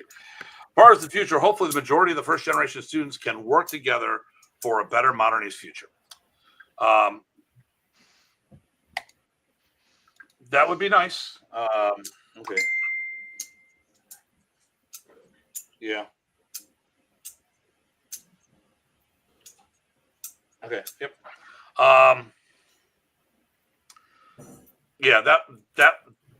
That would be nice. Can I riff on that for a second? There's no reason, no matter what, there's no reason why second and third gen can't work together. Well, and they do. So I'll give you an example. I got, I've got one of my guys. So first of all, I've got a first gen associate here, Chad, who took Craig Mason with him, one of my first gen students, up to Kelly's camp. Now it's very, Kelly and I have had our off again, on again, and we've tracked the source to being other people talking smack. That being said, and he has students of his on the East Coast here that come to all my events. And Craig went out there. Chad, who's a good friend of mine here, goes out there. Neither one of us play the take my side card. Okay. As a matter of fact, with all the guys here, they can all tell you the same thing. I will never tell anybody who they can be friends with. I will never tell anybody who they can't work with. We do have some organizational protocols in place. You can't be an administrative position in another Modern Arnis group if you have a similar position here. It's a conflict of interest. But I don't tell people they can't, I've never told people you can't work with X, Y, and Z. I might not. And sometimes you tell me when you're going to go see somebody. And then they'll tell me who they're going to go see. I'm like, yeah, that's a place to mention my name. The other place isn't. My commentary isn't meant for you guys. It is meant for my fellow second and third generations who are listening to this right now. No. But what I'm saying is that we do the same thing. Our people, Ty would go to all the events, or he tried to support everybody. Actually, one of our guys, Lyman Pryor, would go everywhere. You never know. I do the same now, partly inspired by Ty's example. And that's absolutely true, Ty. And I'm doing that myself with opening the school. I'm trying to open it up and have a dialogue, not a monologue, borrowing from Datu, with everybody that I interact with, whether they're in FMA or they're outside FMA. Yep. And that's the thing. We don't have to agree. And that's it. Like, to me, I'm very strong opinion on certain things. And if I am more than happy to sit there and say, let's agree to disagree on this. I remember I was in Germany at Dieter's event, and he asked me to sign on diplomas for two of his guys that were getting 8th degree, and they're using the Comaton protocol of Grandmaster. And he goes, Tim, I know how you feel about this. I go, Dieter, I have no problem signing as a witness because it's not a WMA paper.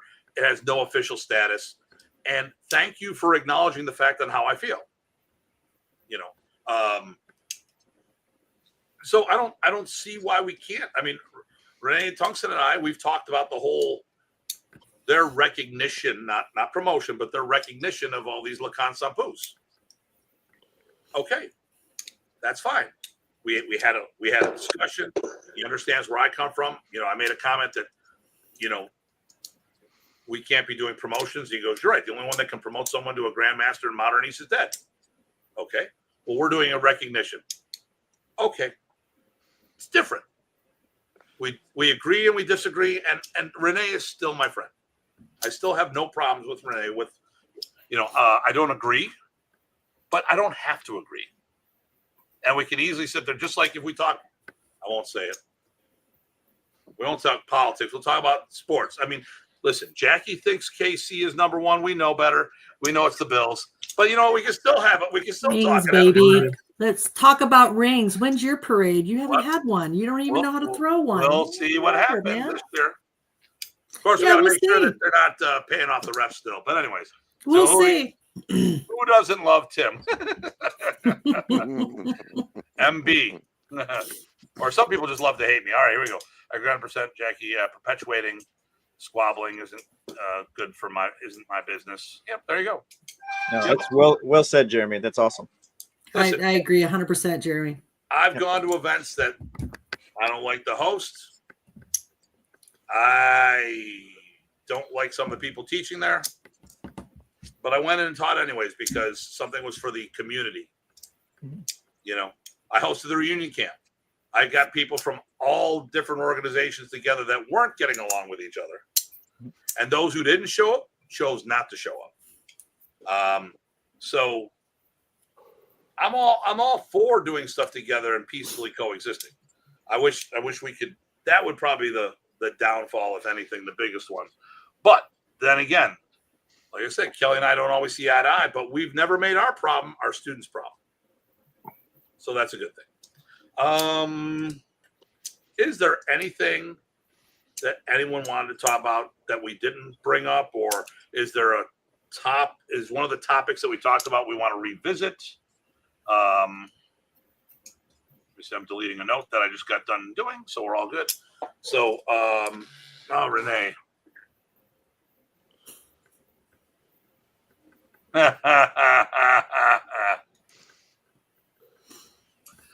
There we go. I helped. Oh, I was the cure for but you know what? You're still up. It's 10:45. You're still up, bud. It wasn't that much of a cure. It wasn't the podcasts. It was how many times we say Remy. Oh yeah, because here's the thing. So Dean Franco with Renee had a game for every time I would say Remy, he had to have a shot. This show, I mean, I'm surprised that Renee is still cognitive. Wake up. What's the next question? It's 6 a.m. He's the only one still on the show.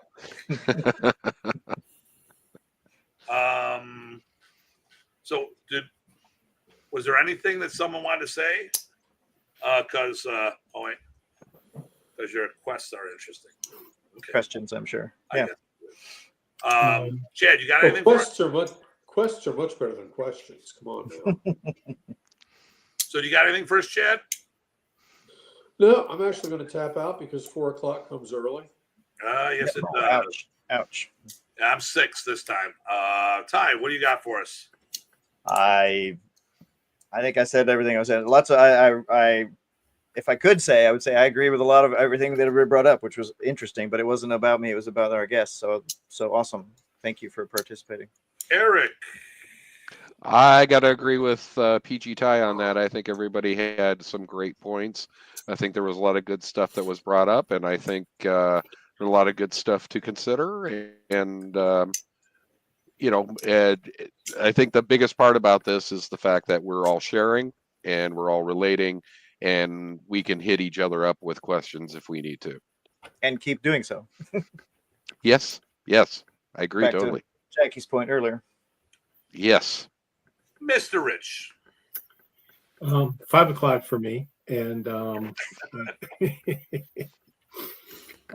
keep me informed about Barbados. And I want to thank everybody here for sharing today. I appreciate it. I'm waiting to hear back from Maya about when their October conference is. That's what I'm trying to work out. I was told by Carl this weekend because he was at the party. He goes, "Oh, by the way, Tim's setting the date." I'm like, "I am." So you probably want to talk with May too, because May is looking at maybe doing the Massachusetts one in October too. So, which I was hoping for. Well, I was hoping for next year because, here's an event. Bobby Tabuada is doing his birthday camp allegedly November in the Philippines. So I was planning on going to that one, which means every 6 months I'm going to the Philippines. Yay. Shucks. Shucks. That sounds so terrible. We do have a group camp we do every 2 years. We go to Manila, we go see people. So if anyone wants to come along to one of those, let us know. And there are ways to, while we're there, maximize our opportunities to potentially end up paying for the trip in the long run. So I bring back enough merchandise to pay for my trip. So if people have those opportunities, like students, Jackie, they could potentially bring back enough swag to sell, and it's real easy to bring back. It's not a big deal. Just don't carry it in your carry-on luggage. So, okay. So, Jackie, what do you? Rich, Jackie, you're the last person I'm asking. Anything you wanted to bring up?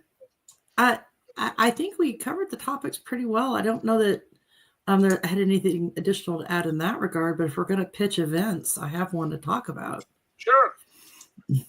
End of April, last weekend in April, we will be having a Presas family weekend, fusion weekend.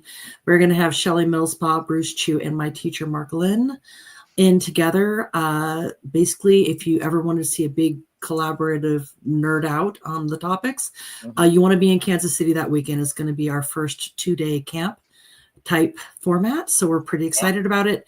And it promises to be quite a shindig. So if you have any interest in enjoying our beautiful weather and the world's best barbecue and some of the best training you're going to get in your life, you're welcome to come to Kansas City at the end of April. That's awesome. Well, so you're importing the barbecue from Carolina? No, we're having the good kind. Yeah, Carolina. Well, Well, if we're sharing events, I've got an event coming up March 22nd. This is my first hosting a seminar ever, guys, ever. Awesome. And so I'm hosting a seminar March 22nd. My teacher, Herb Blue, is coming in. We're doing a Modern Arnis and Wu Ying Dao seminar. For those who don't know what Wu Ying Dao is, it's one of the oldest martial arts systems in the state of Oregon. Was started by a gentleman named Bruce Terrell. And so the seminar is going to be that Saturday. We're doing Modern Arnis for an hour. We're doing Wu Ying Dao for an hour. And then Bruce Terrell's coming in on the seminar to do talk about philosophy concepts about Wu Ying Dao and the future of Wu Ying Dao at this point in time too. So it's garnered quite a bit of interest online from what I understand. And I'm looking forward to hopefully a successful seminar. The issue I have is that's also the immersion seminar with Datu that weekend. So I'm going to have to get the video of this seminar as I'm doing my own seminar. Well, the good thing about our immersion video seminars, if you pay to attend it live, you get a digital download of it, no matter whether you're physically here or you attend virtually. So you won't miss out. You don't get to ask questions. Yeah, I don't get to see you and give you a bad time or anything like that. No, I just put you on. You'll still do that. Oh, okay. I get. Yeah, I could do that. Hey, Eric. Yes, sir. Why? Thank you. I always thought myself as number one. You are number one. You know what these are? It's 4 of a kind. Just think about it. It's read between the lines. I get it. No, this is 4 of a kind. 4 of the same one. Gotcha. Okay, since we're hawking seminars, Chad. Last weekend in June. I think Friday is going to be invitation only. Saturday, Sunday open. So what he's saying is you have plenty of time to butter him up to get invited to the private session. Yeah, sure, why not? Okay. Ty, did you have a date for your spring fling or no? Or is that to be determined based on the things that we've been talking about? Could be, yeah. But nowadays, just keep an eye out for an FMA thing or an FMA fling, because I'll do those whenever. Mr. Rich? We got nothing except for our Blintuan cap next year. Yes. Right? Yeah. So, this summer, it's going to be crazy. Okay, so let me, okay, it's time for mine. Since everyone else had their turn. Okay. But, okay, real quickly, I'll just run it down fast. And I'm only going to talk about the highlight thing here. Obviously, February is the FMA camp. May is our 25th anniversary, and Ty and mine, and whoever might else show up who's celebrating. There's 2 other people that have been invited that are turning 60 as well. So we might just have this Uber birthday party. July. I'm turning 60 in September, so I'm with you. If you show up to the party, you can, and we are 30 minutes from Niagara Falls, 15 minutes from Canada. So it's a really cool place. You will see physically a phenomenal Filipino martial arts school.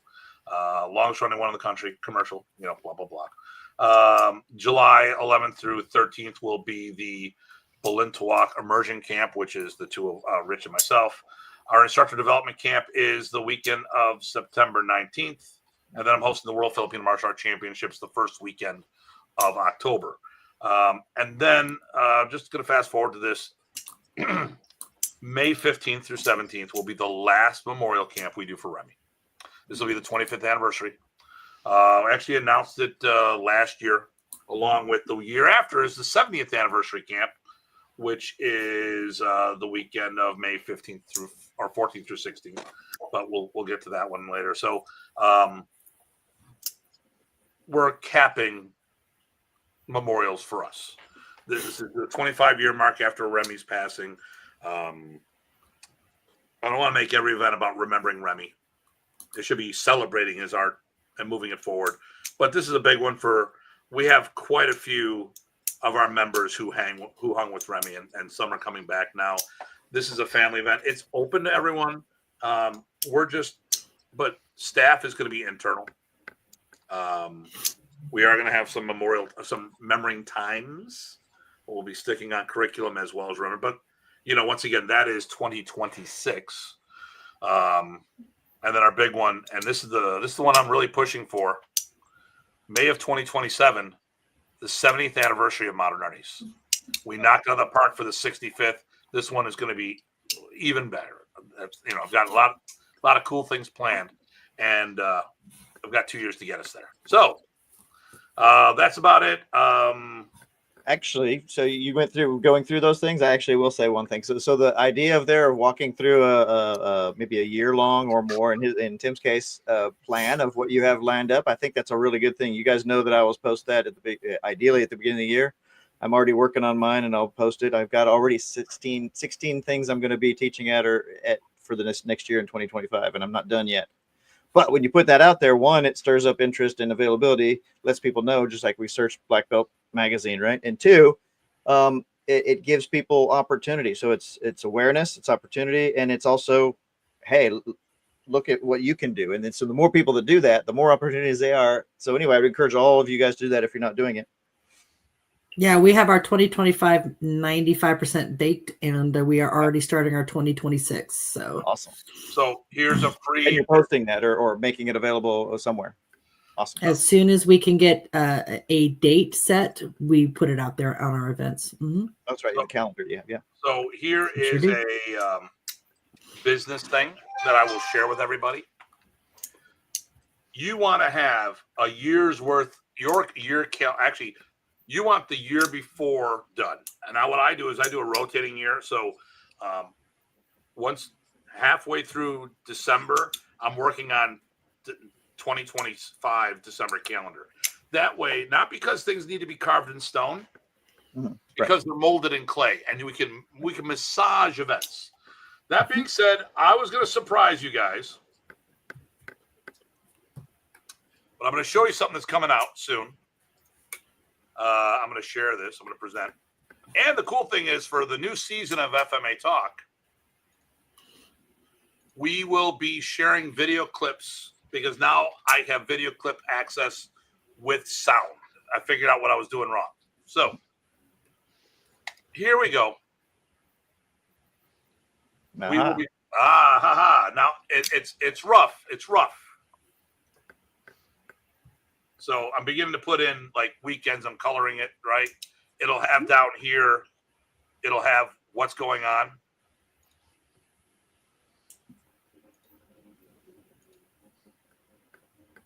I know that guy.